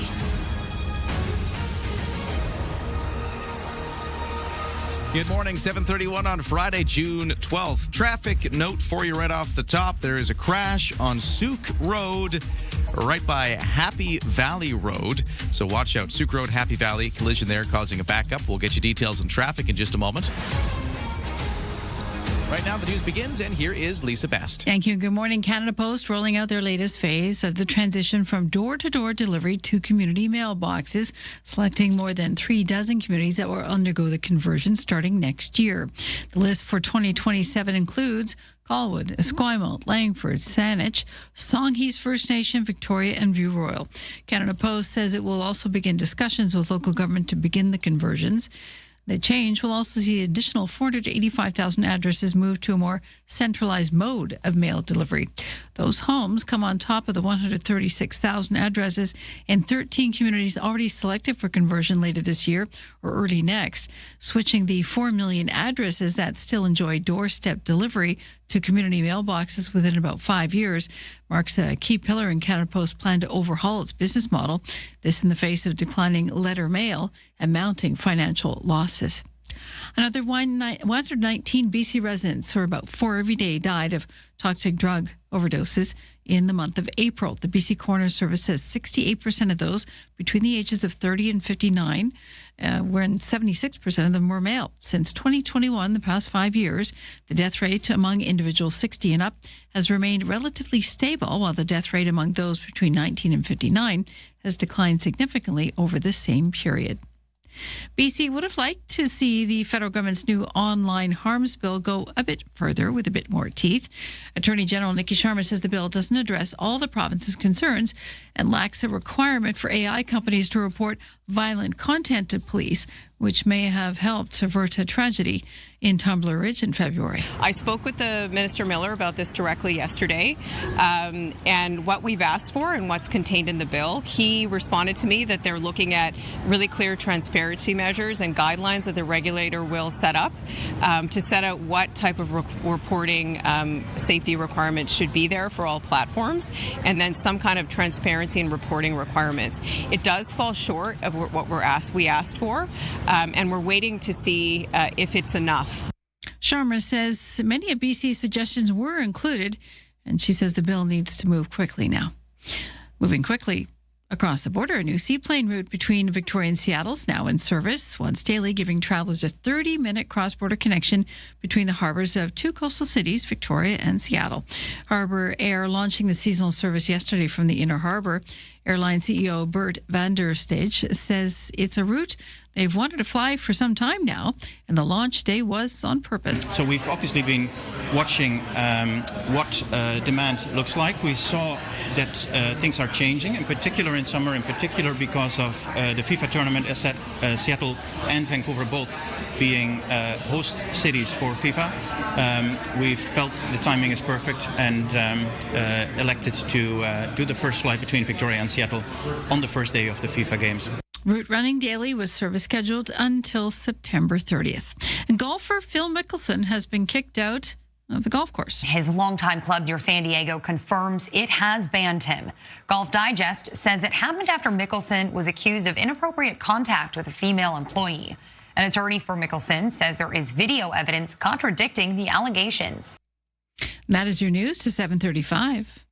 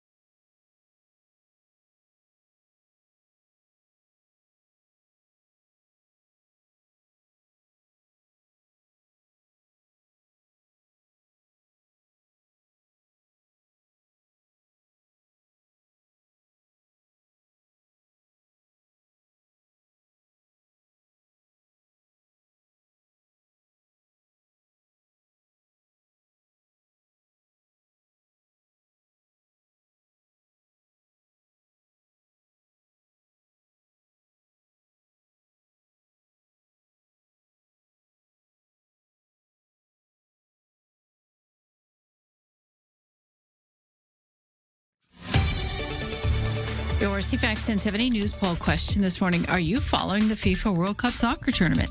73% saying no on our website. That number jumps to 76% on Twitter X.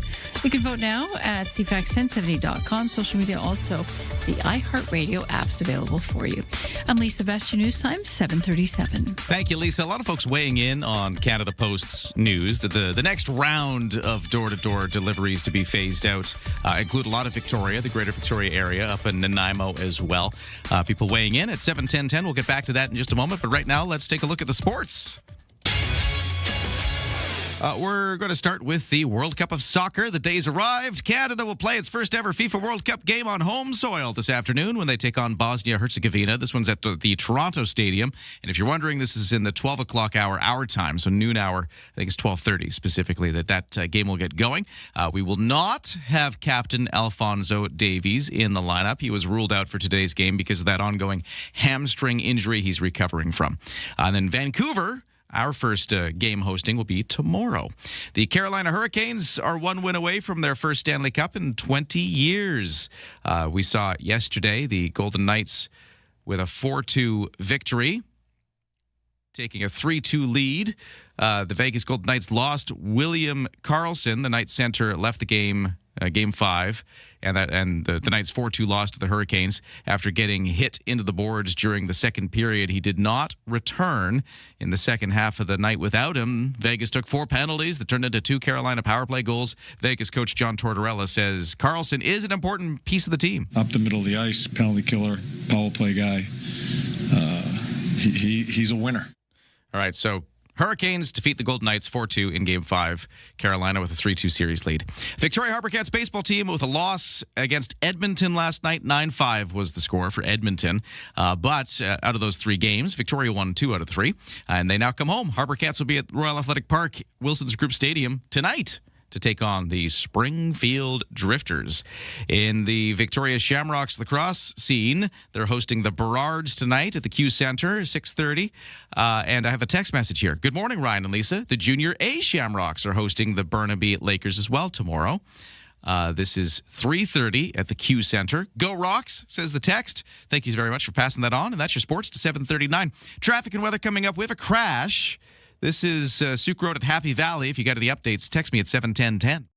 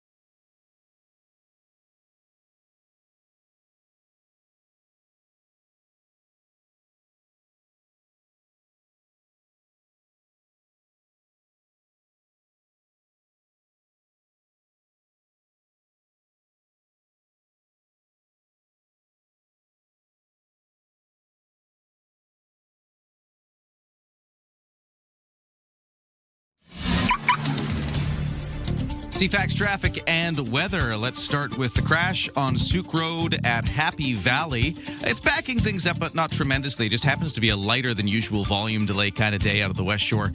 Anyways, we are seeing a bit of a slowdown, though. You might encounter that, and if you have any eyes on the ground, you can share it with me. Text me at 71010. But Souk Road, Happy Valley, that's our one blip today with that crash. Otherwise, we're looking pretty typical. For BC Ferries, no sailing waits for the weather forecast. It is sunny. It's a high of 21 today. Eventually, we're sitting at about 10 degrees right now in some parts of Victoria, all the way up to 14 degrees in others. So, in that range is what we're seeing right now. Eventually hitting that high of 21, but feeling more like 16 degrees by the water. That's where we're going to top out at if you're right by the Wandafuka Strait. Then the heat arrives. So the weekend, Saturday, Sunday, and Monday, all of those days, temperatures in the mid to high 20s, but with a humidex that's making it feel a little warmer, a couple of degrees warmer with the mugginess coming at us for the next few days too. And we will see Tuesday a return to more moderate temperatures with sunshine and high of 22. Let's happening on the markets? Well, S&P TSX in Toronto up 254 to 34,926. In New York, the Dow Jones up 185 to 51,034. The Nasdaq is down 12 to 25,792. Canadian dollar at 71.6 cents US.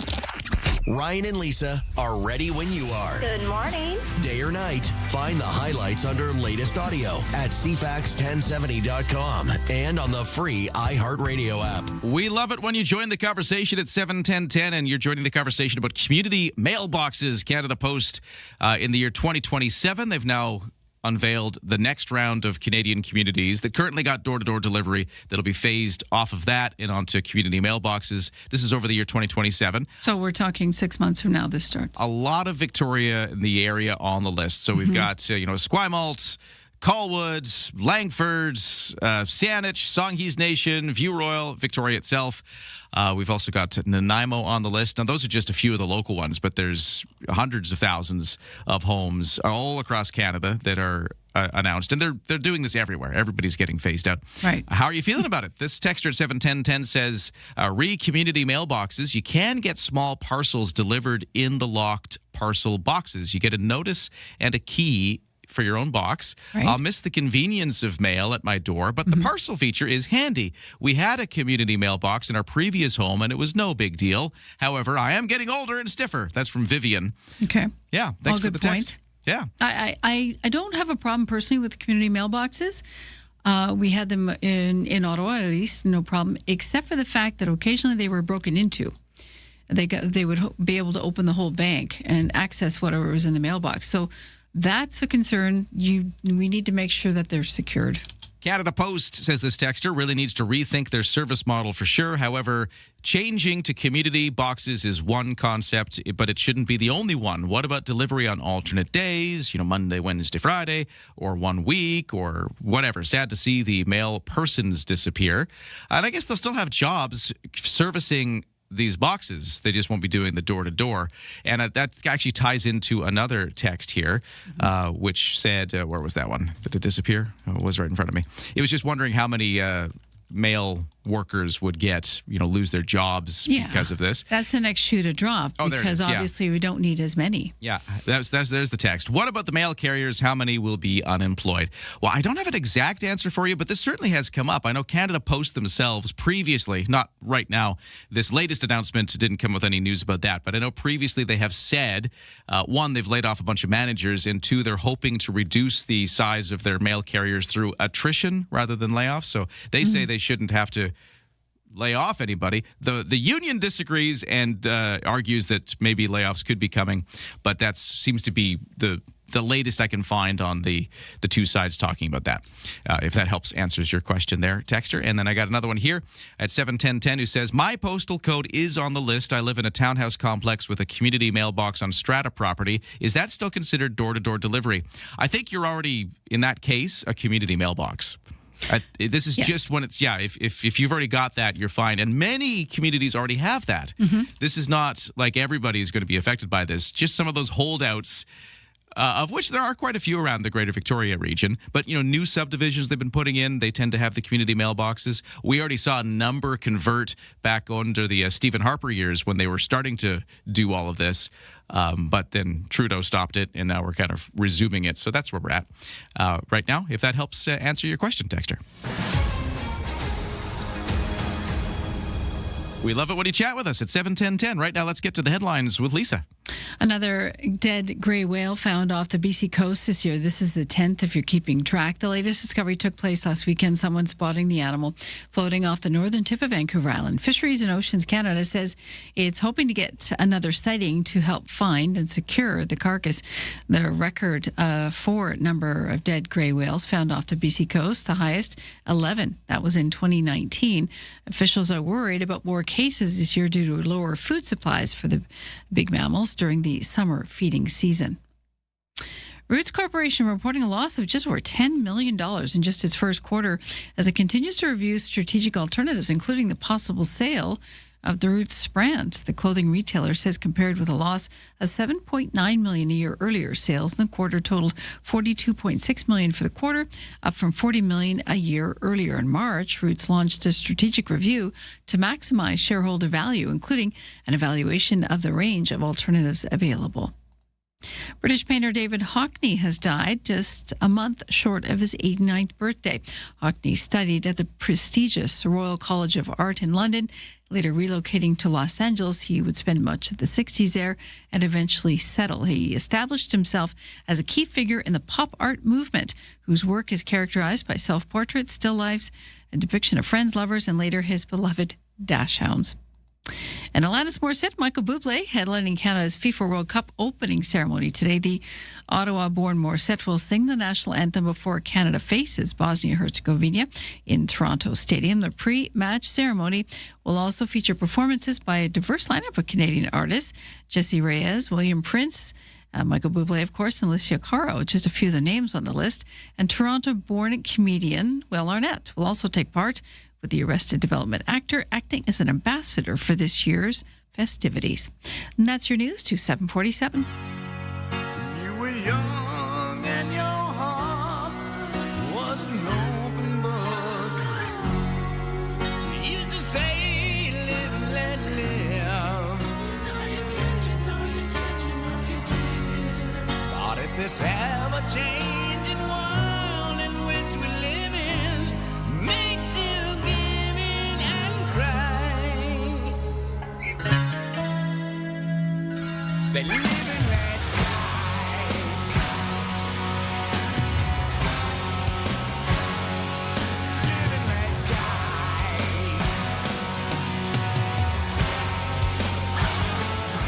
There you go. That sounds like Guns N' Roses to me. Well, I mean, it sounds like Paul McCartney doing a James Bond theme song as interpreted by Guns N' Roses. Axl Rose did a bang-up job on that one. I think so, yeah.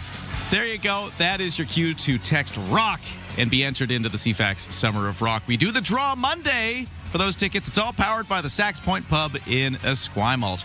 One last Canada Post texter here saying, I am 57 years old and I've grown up on the island. I have never lived anywhere that had door-to-door mail delivery. I have had a community mailbox, and for the last 22 years, I have to go to my local post office to pick up my mail.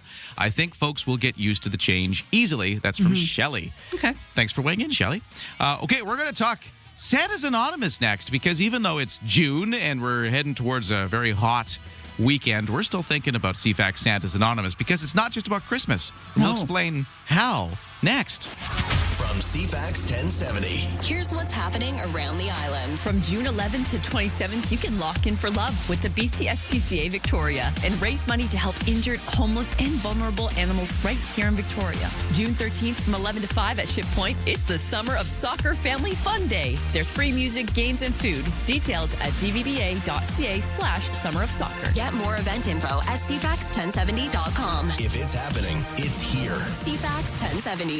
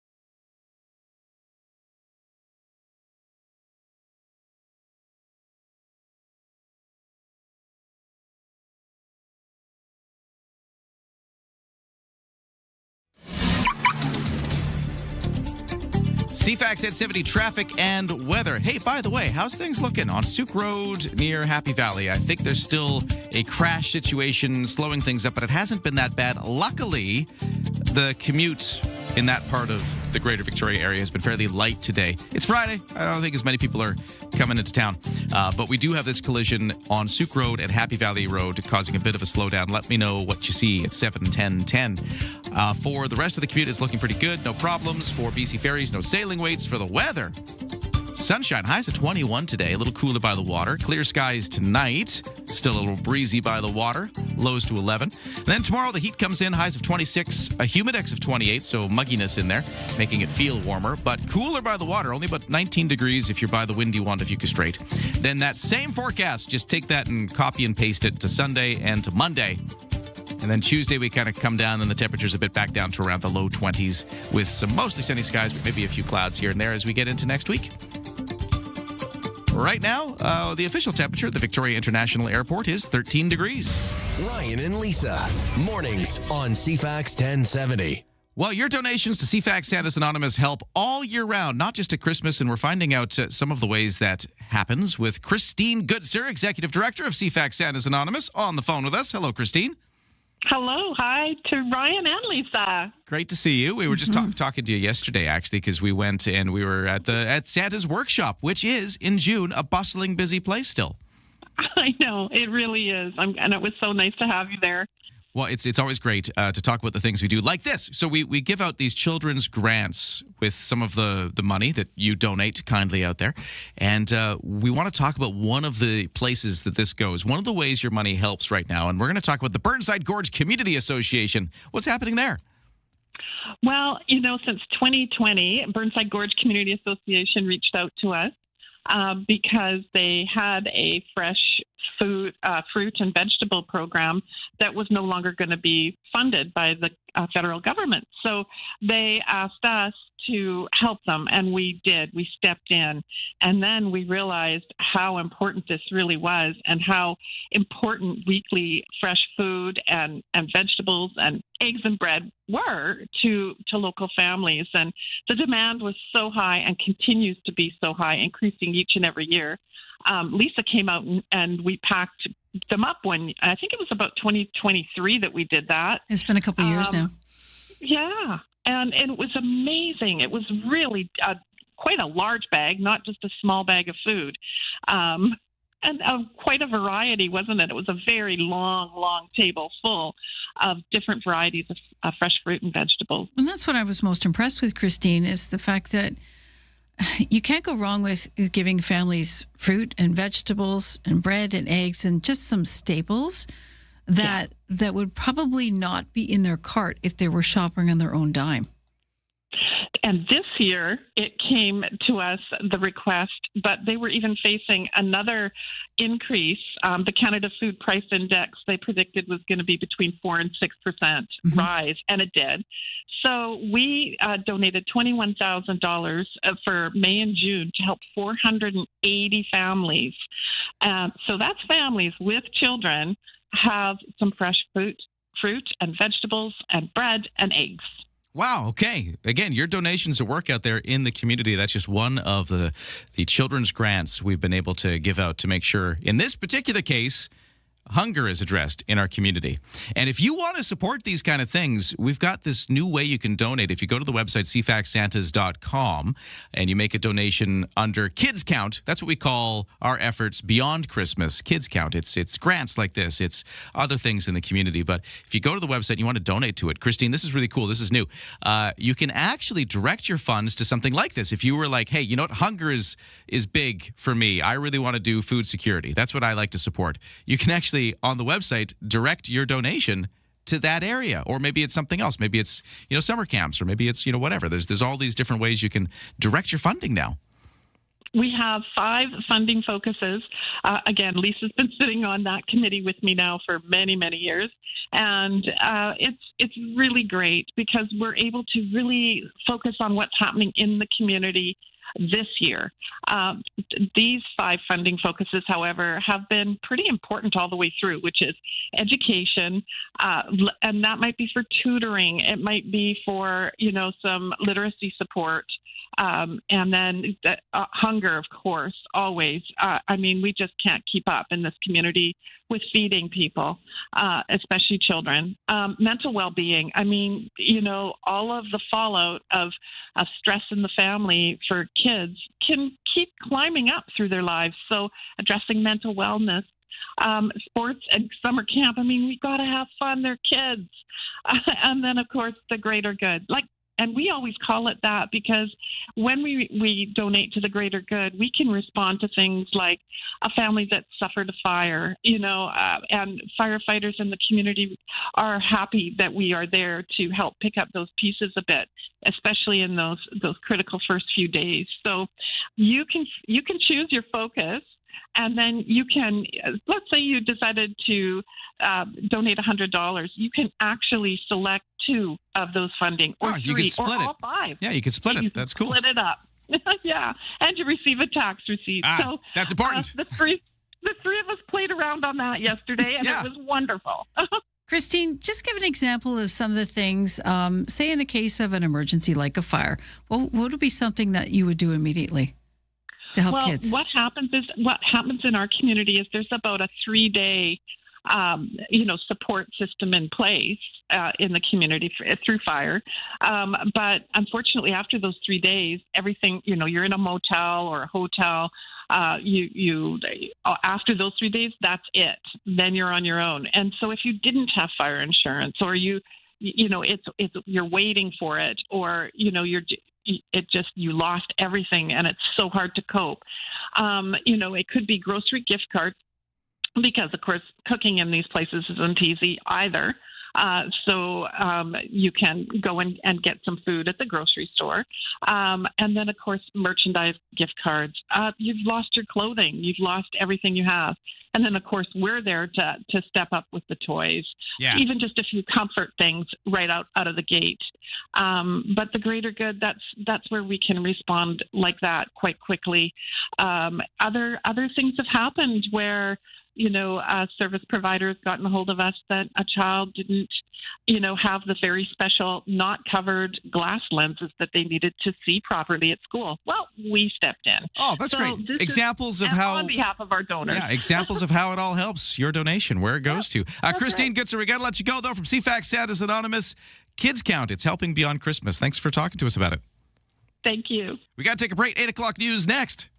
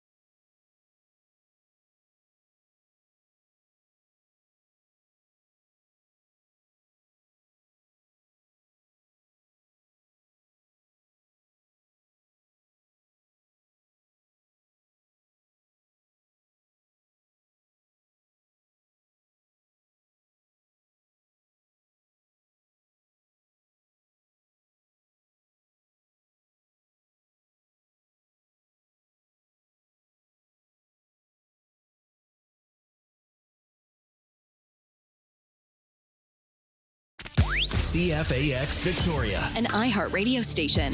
If it's happening, it's here. CFAX 1070. Good morning. It's 8:01 on Friday, June 12th. Traffic note off the top. Texters are letting us know that the crash on Souk Road at Happy Valley is clearing up. About 8 minutes ago, this texter said, tow truck to the right of the road, off the road with the vehicle. There's no backup. That's a wonderful update. Thank you as we clear that situation. Now to Lisa and the news. Speaking of roads, BC's Ministry of Transportation announcing $56 million for some highway resurfacing across Vancouver Island this summer. There's 4 projects that will be resurfaced, a 54-kilometer stretch on the passing lanes of Highway 19 between Craig's Crossing and Buckley Bay. Also, 33 kilometers will be paved. That's on the Duke Point Highway from the Trans-Canada Highway of the ferry to the ferry terminal, including some side roads there. 2 sections of the TCH between Cobble Hill and Chemainus will be upgraded, and Highway 19 between Royston Road and Campbell River also getting a facelift. To the air now, that new seaplane route is operational between Victoria and Seattle, 30 minutes harbor to harbor between the coastal cities. Harbour Air launching it yesterday from the inner harbor. The route will run daily through the summer until September 30th. Introductory fares are being offered at $99 a pop. One way, but of course that's limited time and there's limited selection available at this point because it's popular. There was a cleanup operation on Pandora downtown yesterday. Victoria Mayor Marin Alto says it was done with safety in mind. It's time for us to really look at a particular series of blocks that have a lot of intensive use and make sure that we take care of some of the more important responses to that use. So we're up there, we're doing things as simple as changing light bulbs, but also doing things as important as ensuring that the fire hazards are reduced by cutting the grass and ensuring that where there's aspects of the pavement that need to be filled in, that we're doing that. Some people were worrying dislocating those who are living in the street in the 900 block may separate them from crucial support. We'll hear more from Victoria Marin Alto. She'll be live on CFAX in a few minutes from now at 8:20. Elon Musk set to become humanity's first trillionaire. His company, SpaceX, the rocket company, went public today at $135 US a share, pushing the company's value over $1 trillion. In its IPO announcement, SpaceX says it's the only company building the integrated hardware and software infrastructure of the future across space, connectivity, and AI. But speaking today to ABC News, Chair of Value Edge Advisors and corporate governance expert Nell Minow says she thinks the IPO is overvalued. They know that if the stock was put on the market and they gave people a chance to evaluate it on their own, they might not buy it. And that's why they got the exchanges, all but one of them, to change their rules and to put this into it. And so you're buying it whether you want it or not. Still in space news, a BC company awarded a $500,000 contract by the Canadian Space Agency to support human and robotic lunar missions. Space Dirt CEO Sean Riddell says he is figuratively, if not quite literally, over the moon. Contracts are very competitive, so I knew we had a chance, but this was the first big win for the company and definitely a surreal moment. The Langley-based Space Dirt, along with 2 other firms, will spend the next 10 months developing plans for power generations and soil management on the moon. And that is your news to 8:05.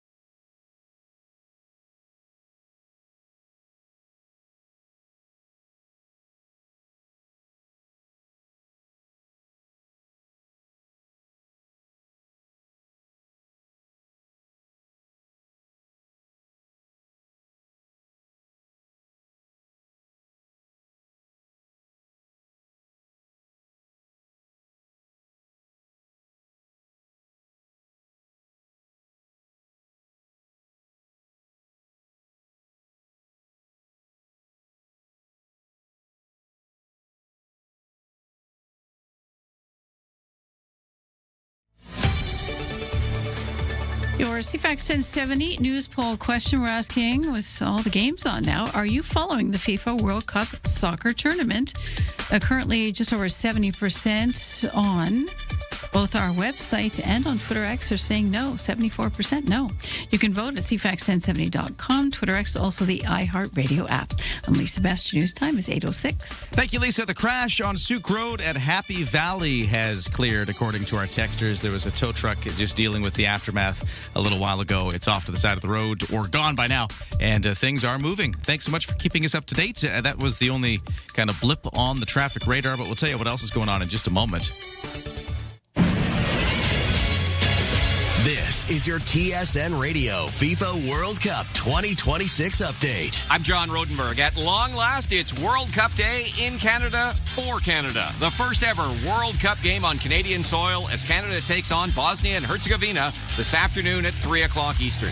And the news on Canada's many injured bodies was relatively encouraging. Although Alphonso Davies was ruled out of today's match, Coach Jesse Marsh says Davies is on track to potentially play as soon as next week's second game in Vancouver. All the other players nursing injury are good enough to play today, according to Marsh, including center back Moise Bombito. 30th ranked Canada has never won a match or even gotten a draw in 6 previous World Cup games as it takes on the 64th ranked Bosnians. The other host country, the U.S., also starts tonight. The Americans take on Paraguay. Yesterday, host country Mexico began the World Cup. Mexico, maybe with an opening here. Mexico with a 2-0 win over South Africa in a game that featured 3 red cards. And South Korea came back from 1-0 down to defeat Czechia 2-1 in the other Group A game. You can watch the FIFA World Cup matches on TSN, CTV, Crave, and streaming at tsn.ca. Listen on the TSN Radio Network with all games streaming on the iHeartRadio app. And hey, sports guy Steve is joining us in a few moments with his own personal take on the World Cup as we get this thing going, so stand by for that. I just really quickly want to give you a couple of other quick sports headlines before we move on. Carolina Hurricanes now 1 win away from the first Stanley Cup in 20 years. Hurricanes defeating the Vegas Golden Knights 4-2. In Game 5 last night, Carolina's got the 3-2 lead in the best-of-7 series. Local sports, Victoria Harper Cats in action last night, losing 9-5 to Edmonton, but they won the other 2 games of that 3-game set in Edmonton. Now, Harper Cats are coming home real quick as they got to host the Springfield Drifters at Wilson's Group Stadium, Royal Athletic Park tonight. Victoria Shamrocks host the Burrards tonight at the Q Center as well for some lacrosse. 6:30 game time, and that is your sports to 8:09. CFAX Morning Show brought to you by Thrifty Foods. Right now through June 17th, receive 1,000 Scene Plus points for every $200 Smile card that you purchase in-store at Thrifty Foods.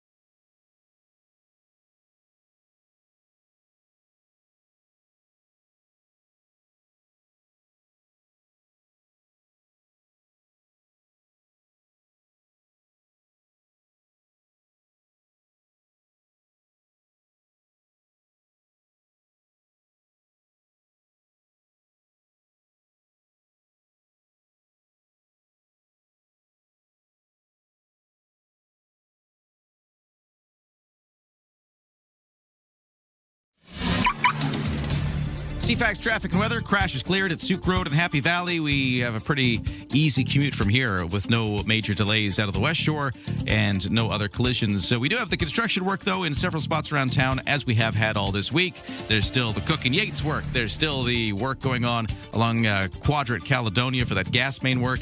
And I don't always mention it because it's just been going forever, but there's those lane obstructions and closures on Government between Pembroke and Discovery. So just heads up again that that's still a thing. Bay Street Bridge, though, moving in both directions, so that's pretty nice. That started as of yesterday, and it's now just a fully functional bridge. Look at that. For the weather forecast, we are going to be heating up over the weekend, but right now today, it's just kind of like what we've been seeing the last couple of days. We get sunshine, highs at 21, but a little breezy and cooler by the Juan de Fuca Strait. Tomorrow, sunshine, highs of 26, a humidex of 28, feeling even warmer in that humidity, but more like 19 degrees if you're by the windy Juan de Fuca Strait.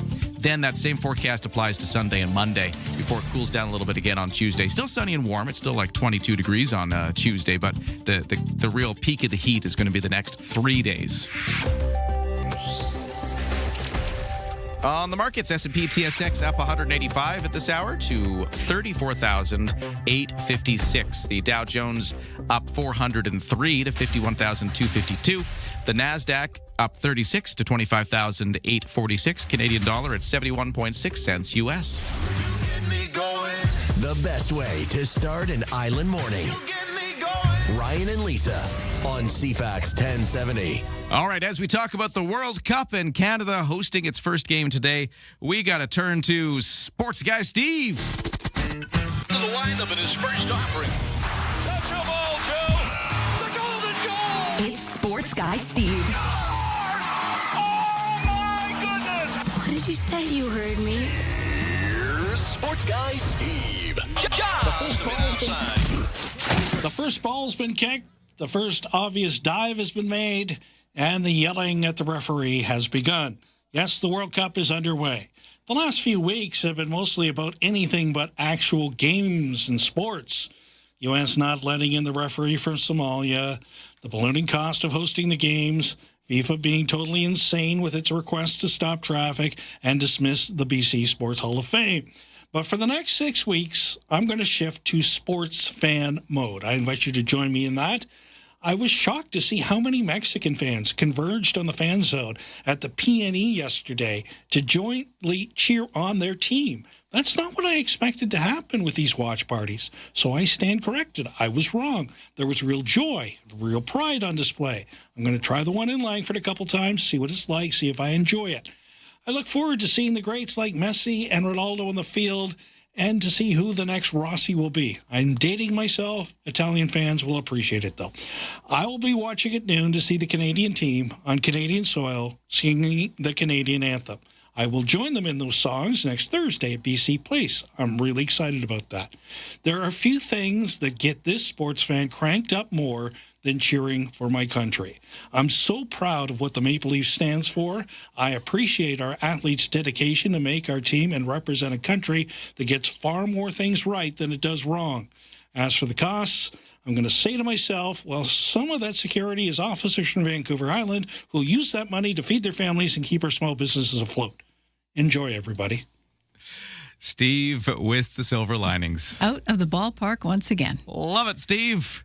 Thanks so much for weighing in on the World Cup, and we'll keep you posted on all of that as we get closer to that noontime game. People are still weighing in on Canada Post, though, and the announcement yesterday that several more communities in 2027 will be phasing out their door-to-door delivery. But this is a great time to remind people of what that actually means, because some people are like, what? Will this affect me? Right. This texter here, for instance, at 71010 says, I just talked to Canada Post and all mail delivery to apartment buildings will stay the same. Yeah, and that's a great point because, a lot of buildings already have the main mail boxes in like a one central area. You have to go to the lobby to leave the building. Yeah, you're not going to be changing. Walk right past it. Yeah, you're not changing at all. You're just going to keep up with what you're keeping up with. If you are a subdivision, a neighborhood with a bunch of single-family homes that already has these things, these community mailboxes, well, you're not changing either. A lot of condos won't be changing. It's really just if you are, the single-family home or maybe a townhouse where you're still getting the mail carrier come to your door every day with the mail. Right. They're the ones that are getting phased out. But yeah, a lot of your apartment buildings, condos, and just, a lot of communities in general already have these. You will not be seeing any change. It's a good point at 71010.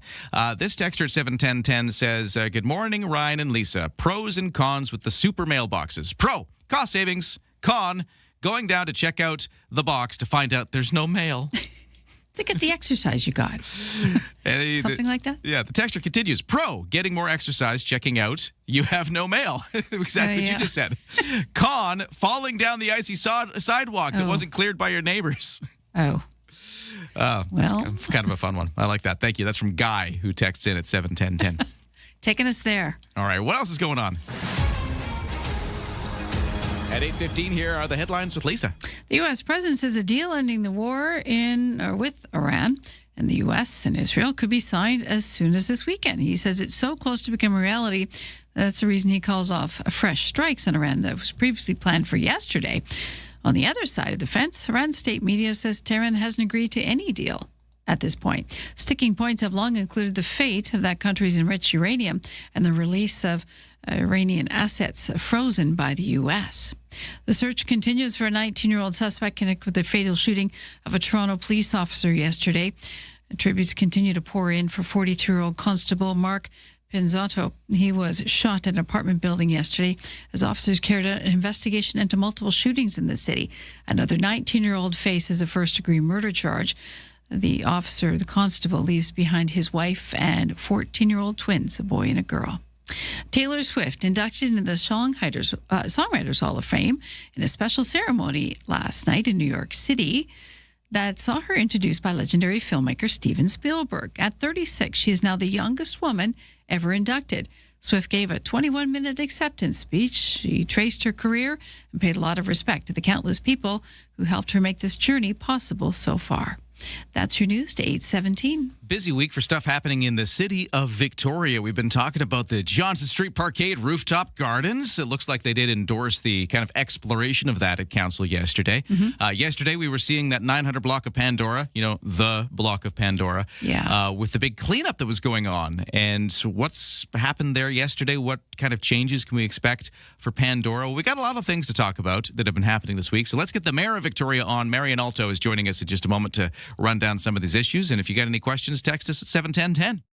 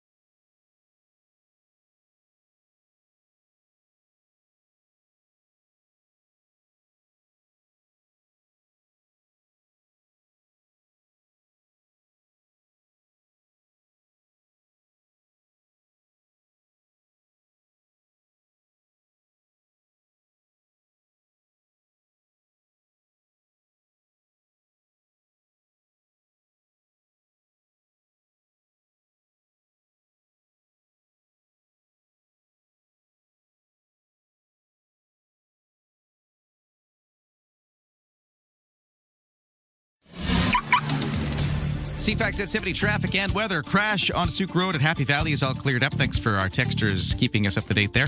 No other problems on the roads at this time. No waits at BC Ferries and a beautiful weekend ahead. In fact, quite warm depending on where you are. If you're by the windy one to Fuchs Strait, it's going to be fairly moderate this weekend. But inland, highs up to the mid to high 20s for Saturday, Sunday, and Monday. And a bit of mugginess as well. Some humidity.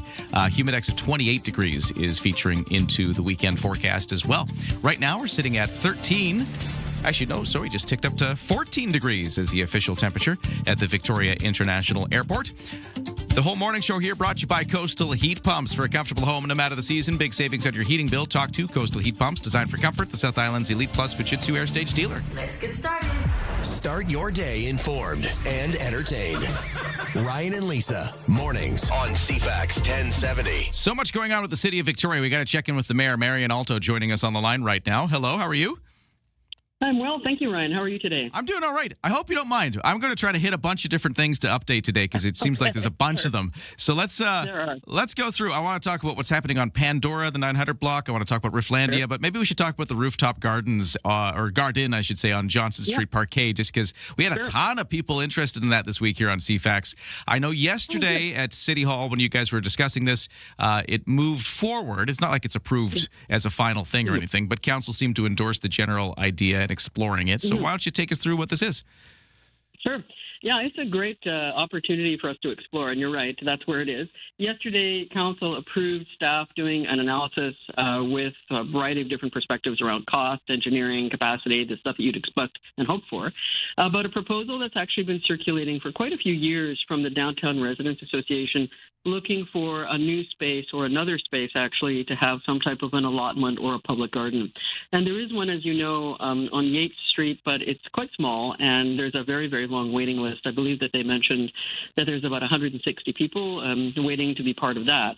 And so a proposal that's been looked at a few times but never advanced as far as it was sent yesterday is to look at a portion of the rooftop on the Johnson Street Parkade that would be able to allow for an above ground, obviously, but in one of those wood box type frames that has vegetable gardens. So there's a bunch of different things to consider, obviously. There's the engineering capacity of the parkade, and certainly there was a third-party analysis that suggested it's fine, but our own staff, of course, have to do some work to analyze whether or not that capacity actually works. But then there's also other considerations about would there be additional cost to the city. The suggestion is that there would be not much, but that obviously has to be investigated. And then, of course, there's the impact of losing a number of parking spaces. And certainly the proposal included an analysis that was done again by a third party that suggested that that particular parkade was not overly well used and that there was consistently a very large number of open spaces, certainly on the top floor. So all of those things need to be analyzed and reviewed, and what we did on Thursday was to essentially ask our staff to do that work and then come back with the results of that work and those analyses and reviews, and then at that point, Council will make a final decision. So, okay, there's still some stuff to do. I just want to read this text message here, which, I mean, I understand you got to do the engineering thing. You got to be safe. But this text just has this question saying, so you're hiring an engineer to assess if raised planters growing carrots and lettuce are too heavy, while 16 Teslas weighing 400 or 4,000 pounds curb weight each, plus possible soil in the trunk, is able to drive over the same area with zero issues. So I guess it sounds like it should be able to hold the weight, but I guess you got to check. Yeah, it does sound like it would, and I think that the general sense from Council yesterday is that it's highly probable, but the reality is, of course, is that you want to be able to assess and compare different competing interests. Some of it is parking. I mean, you and I have talked many, many times about the challenges that people find sometimes downtown in parking, and, you know, the question will be, what's the trade-off? And so it gives an engineering capacity, and you want to make sure the city doesn't do anything that puts it or its public at risk. You want to make sure that the costs are, if there are costs that are over and above what we expect, that they're affordable and that they're reasonable. And you also want to make sure that the trade-offs make sense. And so this is not something we were going to make a snap decision about. And so we have asked for some of our own analyses. And when that comes back, then we'll have an informed ability to make an informed decision. We could keep talking about this, but I want to just jump into a couple of other things quickly before we run out of time. So Pandora, 900 block, yesterday, this big cleanup happened. The streets were cleaned. The lawn was mowed. Debris was moved on. We're, of course, talking about that block of Pandora that is featured an entrenched homeless encampment. What's it look like now this morning, and, you know, what was accomplished yesterday? Talk about what happened there. Yeah, I think it's important for folks to realize that this was actually quite routine. We do this every year, and we do it in particular areas which have a high use value. And so obviously there's a certain intensity of the use that is on the 900 and sometimes the 800 block as well. And so once a year, and this is the third year we've done this just about the same time of year, we go in and we close off the street so we can do what's called a deep clean. And it is all of the things that you just identified. But it's also doing some infrastructure repair, dealing with any gaps in the sidewalks and the street itself, so doing asphalt repair, you know, so something as simple as changing light bulbs, dealing with trash, I mean, all the things that you've identified. But the important piece of it is that, you know, we do it because we understand how critical it is for, well, every block of the city to be kept in as best condition as it can. But that particular block, because it's so intensively used, does need special attention periodically. This was done, as I say, routinely every spring, and we were very clear and we were very careful about ensuring that all of the service providers who are on that block were well aware of this some days in advance, and in fact, even longer than that in some cases, as were the folks who tend to be there. And we did have folks who were able to ensure that anyone who needed to use the services, our place, the harbor, the pharmacy, a number of others, were able to get in and access those services if they needed to. And we had ambassadors guiding people and whatnot. So we were trying to do the important infrastructure cleanup routine maintenance that we need to do, but at the same time ensure that the services that there were still accessible. So it's a challenging day, but I think it was done, from what I understand. Feedback we've had has been pretty positive. And yes, there's questions still to be determined about what happens with the blue fencing. I don't know if you're going to ask about that. But, actually, yeah, let's talk about the blue fencing, because a little while ago, the city erected that blue fencing, I guess, to kind of, again, because it's become an entrenched homeless encampment, trying to, I guess, corral that into a certain area or keep people off certain spots. The blue fencing, though, is not necessarily going to be coming back entirely as it was. Is that correct? Yeah, that's true. We had to take it all down, of course, to do the work, and most of it has returned for a whole variety of different reasons, which we can talk about another time if you like.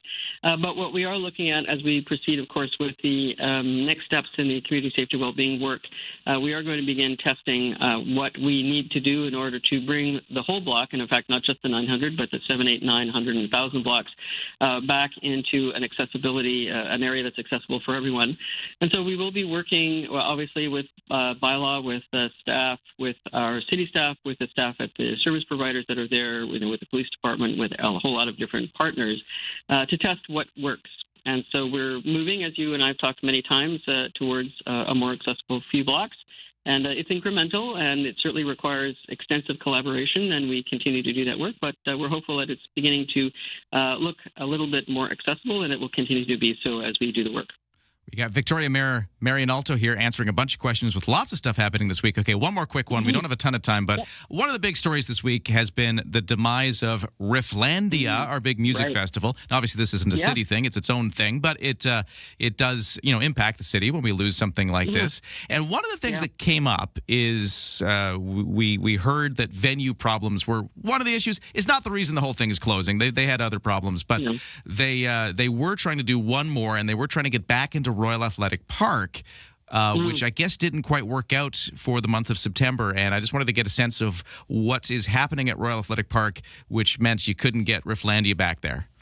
Yeah, it's a great question. It is sad, and I mean, I love Rifflandia, and I'm sorry that for all the reasons that you're alluding to, it didn't work for them. I mean, I understand there's a lot of work around the economy that wasn't working as well as far as ticket sales and what that would do with their ability to draw a really high-quality show. But the issue of RIP, absolutely, for September, of course, we were already in negotiations with PFC for some Pacific Football Club for some of their guest soccer games there. And, of course, we spend an enormous amount of time in collaboration with the local nations to present the powwow at the end of September. So it didn't work for this year, but we, of course, would be welcome on a conversation about future years. And, they will have to make the decision, as you well know, for a company that does its own work, about whether or not they can take those risks and what they think they can do. But we are, of course, open to a conversation about them returning to RIP in the future. Absolutely. Whew, we got a lot in there. I think we did well. You did. Okay. Okay, well done. Got a bunch of the issues with City of Victoria Mayor Marion Alto. Much appreciated. Thank you so much for taking those questions, and we'll talk again soon. Always a pleasure. Have a great weekend. Stay out of the sun. Yeah, it's going to be warm, a little humid out there, so going to be hot. All right, we'll take a break right now. 8:30 news coming up next on CFAX. The CFAX 1070 Summer of Rock. All right. Win a trip to Vancouver and catch a concert from the Sax Point Pub Summer of Rock lineup. Listen to CFAX from 6 till 6. When you hear a clip from our Artist of the Week, text ROCK to 71010 with your first name to win that concert. You'll fly with Helijet and stay at the Rosedale on Robson Suite Hotel. Brought to you by the Sax Point Pub in Esquimalt. Stream us on the iHeartRadio app.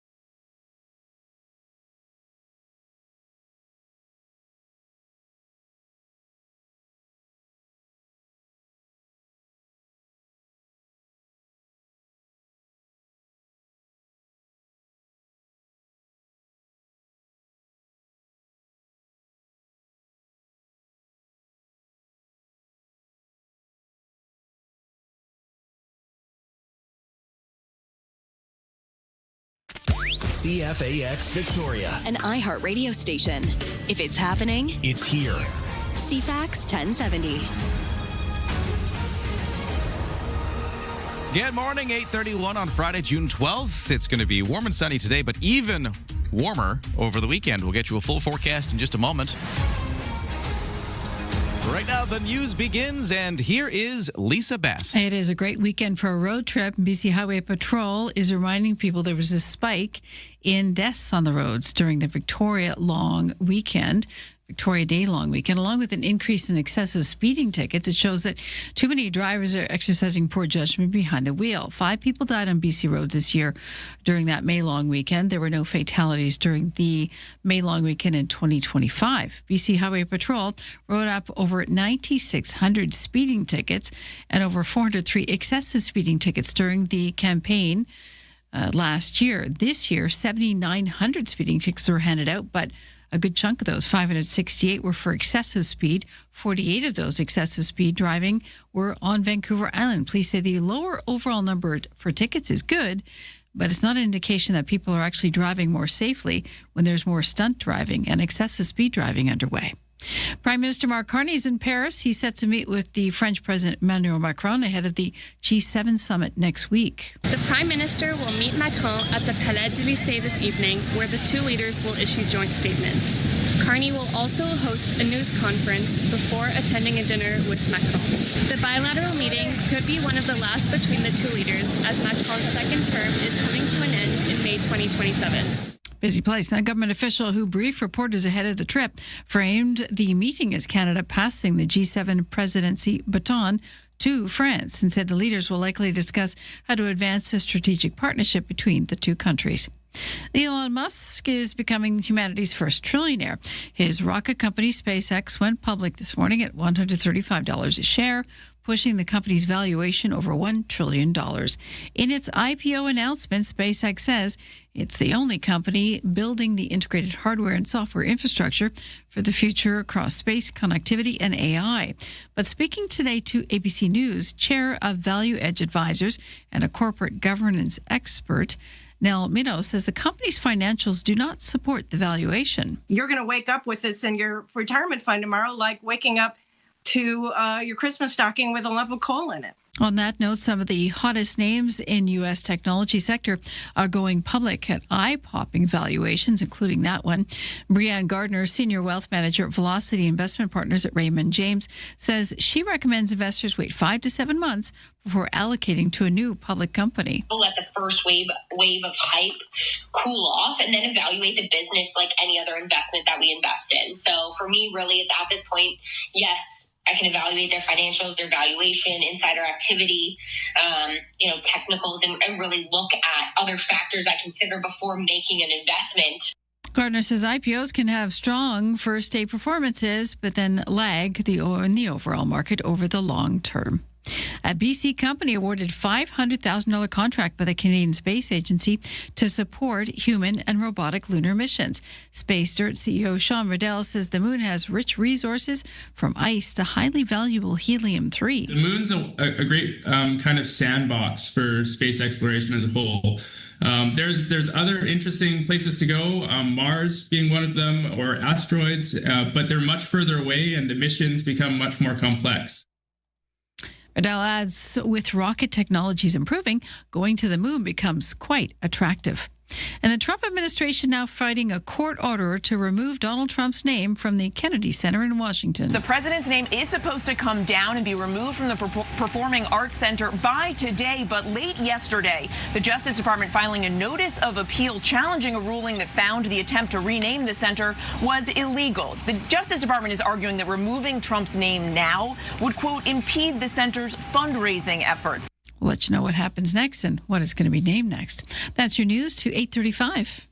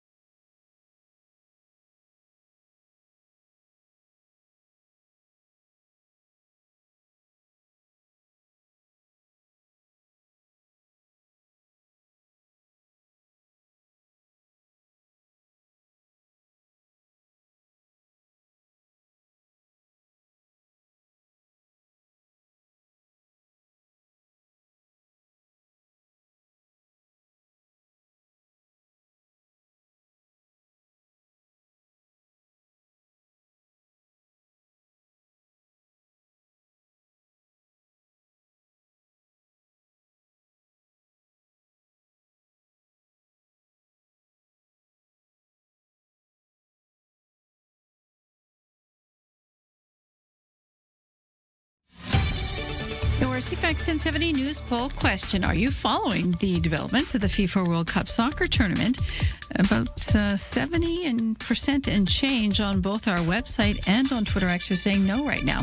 You can vote at CFAX1070.com, social media, also on the iHeartRadio app. I'm Lisa Bastian. News time is 8:37. Thank you, Lisa. We have sunshine, a temperature of 14 degrees right now at the airport, heading towards a high of 21. Cooler by the water. We've got your full weather forecast in just a moment. First off, let's go to the sports. The day's arrived for Canada to play its first ever FIFA World Cup game on home soil. It's going to be in the noon hour time as Canada takes on Bosnia-Herzegovina at the Toronto Stadium.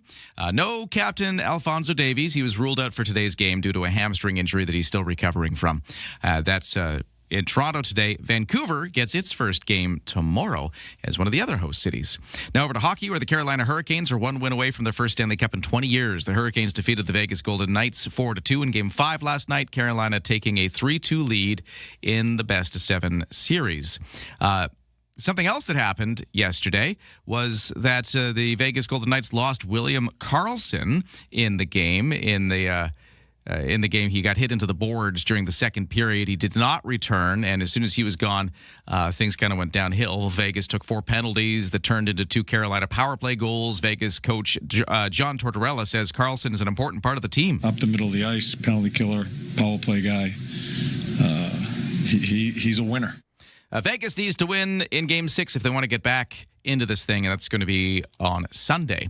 Victoria Harbour Cats on the road last night. They finished up their third of 3 games in Edmonton. They'd won the first 2, but the final one last night was a loss, 9-5. So Edmonton gets that one. Now the Harbour Cats are back home real quick because tonight they are at Wilson's Group Stadium at Royal Athletic Park to take on and host the Springfield Drifters. Victoria Shamrocks host the Burrards tonight at Q Center in La Crosse. That's at 6:30. We're 5 games into the season for the Shamrocks, and the Burrards find themselves actually at the top of the league at 10 points, but the Shamrocks are in second place with 8 points. So early in the season, these are the top 2 teams going at it tonight at the Q Center. And this texter said, "Good morning, Ryan and Lisa. The Junior A Shamrocks are also in action. They're hosting the Burnaby Lakers tomorrow, 3:30 at the Q Center." Thank you for sharing that at 7:10, and we're going to take a break. Traffic and weather coming up next as we start to get ready for our Friday food vibes. Dallas from the Vic Food Guys is going to be joining us shortly with some thoughts on neat things to eat and food experiences to have over the weekend ahead of us. We're also going to get a wine recommendation, too. That's all next.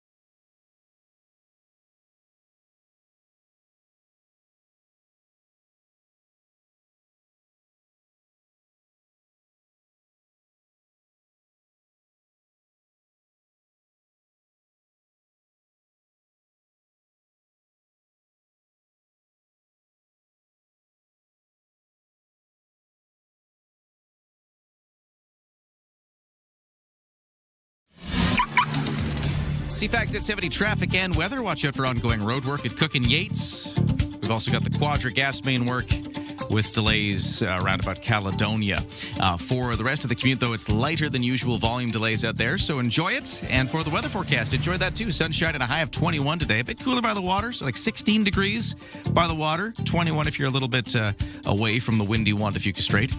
Clear skies tonight, lows to 11, and then the heat comes in tomorrow. We'll see temperatures up to about 26 as the official kind of temperature at the thermometer. But if you're by the water, it's going to be, again, cooler, but you're going to have some humidity in the air. So it's got a humidex of 28, feeling like 28 in the humidity.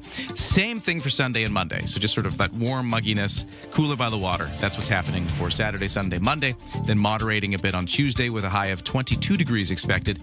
And then that'll take us into next week. So it's really just this Saturday, Sunday, Monday period where the heat comes in. On the markets, let's take a look. S&P TSX in Toronto making some gains today, up 369 to 35,041. The Dow in New York is up 546 to 51,394.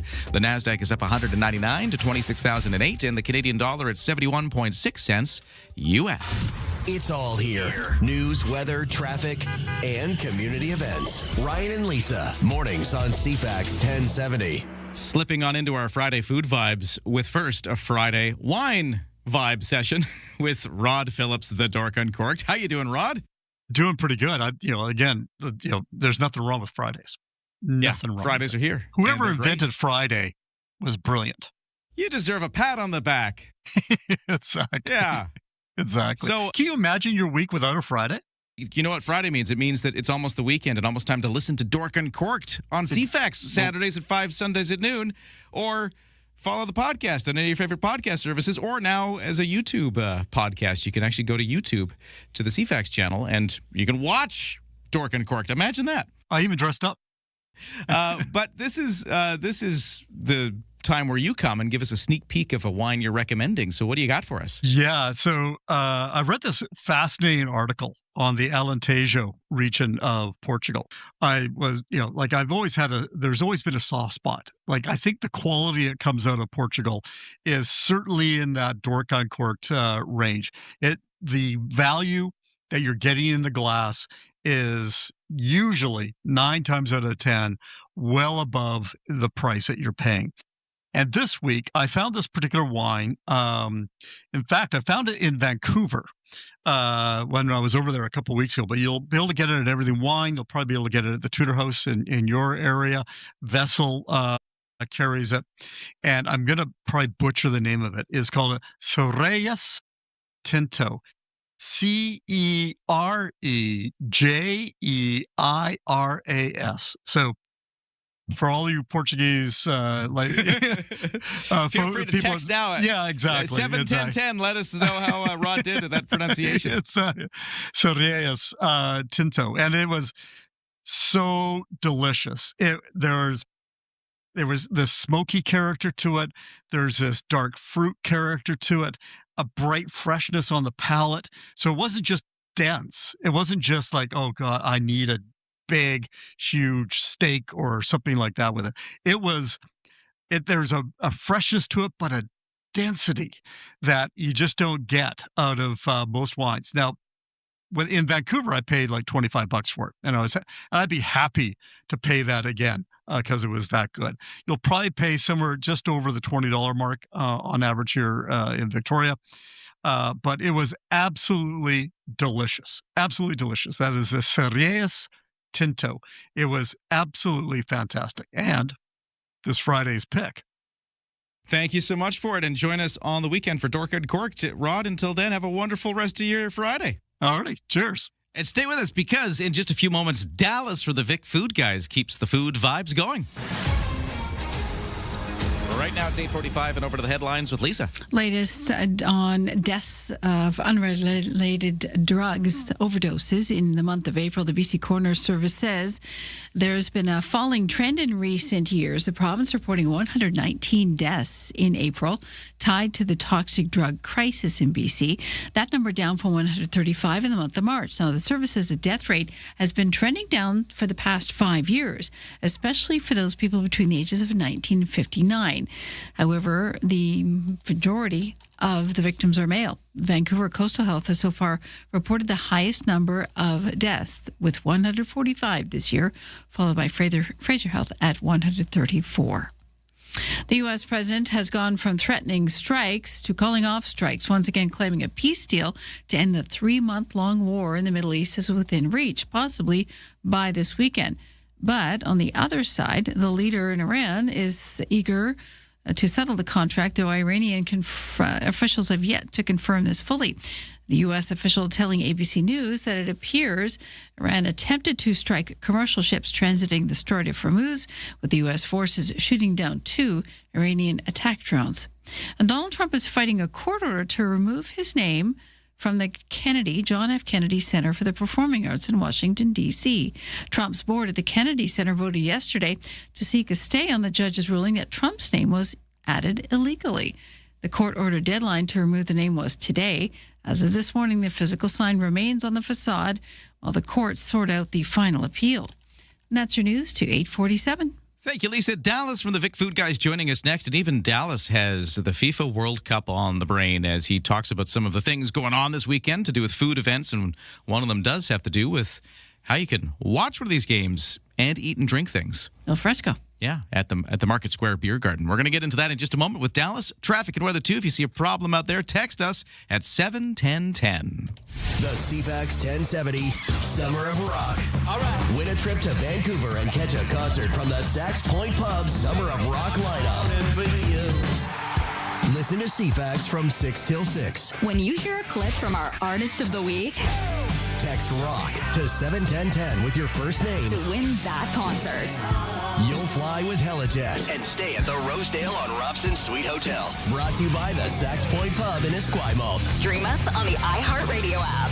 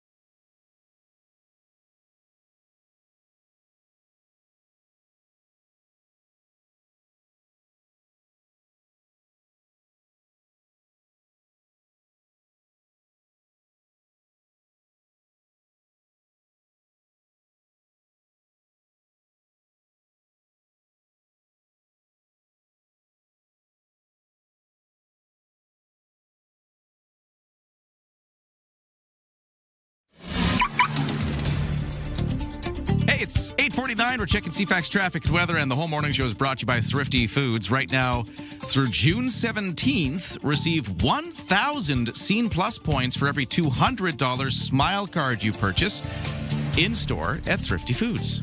Okay, over to the traffic and weather. Things are really clearing up. I mean, it's been a pretty easy day already, and we're seeing it get even easier out there for the morning commute. No problems to report other than usual traffic delays from construction downtown. Bay Street Bridge is going both directions. I'll just say that again. It's great to have that back in action. That was the case as of yesterday, but if you missed it, you can go both ways on the Bay Street Bridge now. For the weather forecast, it is sunshine, highs of 21, cooler by the water. Clear skies tonight, lows to 11. Tomorrow, sunshine, highs of 26, cooler by the water, but feeling warmer with some humidity in the air, a humidex of 28. And then that same forecast for Sunday and Monday. Those are the warm days. And then it just goes back to sunshine and a high of 22, so it comes down a bit by Tuesday. Right now, for Victoria, the temperature at the International Airport, our official temperature is 14 degrees. A little warmer in some other places. For instance, in Saanich, in the Tillicum neighborhood, it's 17 right now. Eat it. Just eat it. Come on, then, let's go. Friday food vibes. You ever think about what we put into our mouths? All the time. You are cooking on CFAX 1070. Love this time of day. Dallas from the Vic Food Guys is here. Dallas, how you doing? So on Monday, Josh said he doesn't eat before when I'm on the air. Yeah? Like I come and join. Do you eat right before we do this? No. Like when's the last time you ate this morning? I didn't eat this morning. Well, there's a difference, right? Because sometimes you bring food to Josh. And that's true. Well, I mean, there is that, but it's just like I said, going to the grocery store and you don't eat beforehand, that's dangerous. Yeah, exactly. You talk to me, it might be a little bit dangerous. It is. Well, this is a very dangerous moment for us right here, that's for sure. As Dallas drops in to share some ideas for cool events or just cool things to eat over the weekend. But I got to pass on a story to Lisa here. Lisa, so I was just getting Dallas up on the phone, and do you know what he just told me? What? Do you know what he was doing last night? No. He was hanging out with other morning show regular feature, Fiona from Machosen Farm. What? Yeah, I was out on the farm. I had dinner with the whole crew, and it was just an awesome time. I've known Fiona probably for 16 years. We were talking about it last night. Wow. I think it's been 16 years. So, yeah, I've never been out to the farm. And I didn't know that that Feast of Fields was held twice at the farm. So, amazing stuff last night. Anybody looking for seeds, it's crazy to see the variety that they have there. They had some insane corn that I've never seen corn that was that color. This Basque corn. It was really cool. So, shout out to Fiona. Yeah, and she'll be back doing her gardening tips with us on Monday morning, usually kind of in the 6 o'clock hour. We do that regular feature here on the morning show. I just think it's funny that we got you on Fridays, we got Fiona on Mondays, but you two together just hanging out last night. That's a lot of fun. Foodies hanging out. 100%. All right. Yeah, but 100%. But let's get right to it because we got so much to get through as far as food events this weekend, and we're going to start with one that it kind of ties into the FIFA World Cup of Soccer. Yeah, so for anybody that's looking for a cool venue to go watch the Canada game today at 12, there's also the USA game at 6 p.m., but both games are going to be in Market Square. There's going to be a beer garden set up, and it's a collaboration with the Drake, Herald Brewing, and Whistle Boy. So they're all teaming up. There's going to be a 20-foot screen. Both games are played in Market Square.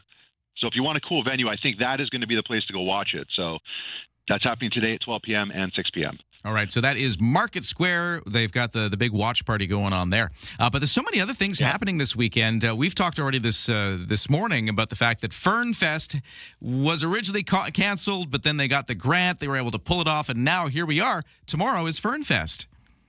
Yeah, I met Marcy a couple weeks ago at the Strawberry Fest, and I can't wait for tomorrow. It's going to be killer. 10 hours of just amazing community goodness is how I'm going to describe it. So I'm really looking forward to that one. But yeah, Fern Fest tomorrow. So that's a big one. And then there's also the Filipino cultural event happening this weekend. That's happening both days in Centennial Square. I've gone, I think the last 4 years, I've gone every year, and it's always been a blast. So this is another situation where, you have music, tons of food, different cultural dances, but it's a very unique vibe at Mabuhay, I would say. And that's happening in Centennial Square both days, 10 to 5 p.m. Saturday, Sunday. You go down and eat some food. That's kind of the real goal there, right?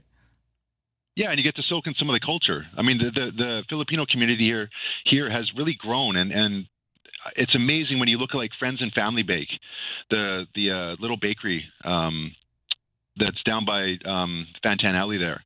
Like, there's so much cool stuff in the city, and I'm really glad that that there's a showcase being put on like this.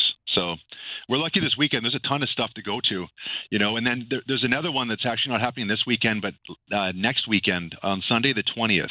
I've given a shout out to this before, but I just want to throw a quick reminder so people can get tickets before they run out or they sell out. But it's called Wingstock, and it's happening at the Roundhouse in Esquimalt. It's to support the Victoria Firefighters Association. The tickets are $92 all in. So as far as events go, it's on the cheaper end. But if you like chicken wings and you're only going to go to one event this summer, you're probably going to want to make it this event. This is your event. Okay. Yeah, this is it. Yeah, beverages, music, and just a bunch of chicken wings. So it's called Wingstock. It's at the Roundhouse, which is Bayview Place, kind of right across the Johnson Street Bridge. I got a question for you, though, Dallas, because you got to be a guy who has thoughts on chicken wings. What makes a good chicken wing? It's got to be crispy. Okay. I think I need it to be crispy. I think I don't want it to be this sort of soggy, and also the sauce that you put on it. I don't like to have it like just thrown on at the last second. It'd be great if it could be marinated or just there's some length of time where the sauce has had some time to infuse, or whatever flavors on it has had time to infuse onto the chicken wing. See, I knew you'd have thoughts. That makes a big difference. That makes a huge difference marinating. Yeah, but again, when I'm saying this, it's like, well, how do you keep it crispy? Well, you also give it time to soak in some kind of sauce or something. And I'm not the food scientist that's going to figure that out. No? That's just what I want. So I leave that up to the experts. If you want to impress Dallas at Wingstock, make sure you got some crispy wings. That's how you do it. Yes. Okay. And then, so the next thing, I want to give a shout out to Colton, who runs Savor the Wild. He does a little pop up on Wednesday nights at the Highland Pacific Golf Course, And his whole premise is he wants to cook up local proteins and veggies and connect everyone with the local abundance that we live amongst here. He's working with local producers like Meadow Farms, or Still Meadow Farms in Machosen, Finest at Sea, Fry's Bakery. But it's a cool little grab and go thing at the Highland Pacific Golf Course on Wednesday nights. Oh. And so, yeah, totally unexpected. I mean, if you're going to hit some balls, I don't think you'd expect this guy to be doing the super cool farm to table stuff, but I'm probably going to go next Wednesday, and I don't golf, so I'm just going to go for food. So you don't have to be Highland Pacific Golf. You don't have to be golfing. You could just go to the Highland Pacific Golf Course Wednesday nights, find this thing called Savor the Wild.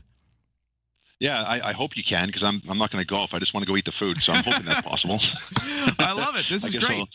I love the fact that you bring us these things you would never know was happening unless you stumbled upon it, or unless you listened to Dallas and his Vic Food Guys chats with us, or you could follow Vic Food Guys on Instagram. I do encourage everybody to do that, because you put all the stuff you talk about here, you put posts up about that on your Instagram account, Vic Food Guys. But Dallas, we're out of time for today. Thanks for doing this. Happy eating, and we'll talk again next week. Yeah, thank you. Sounds good. All right, that's it for me. Lisa's got your news, though.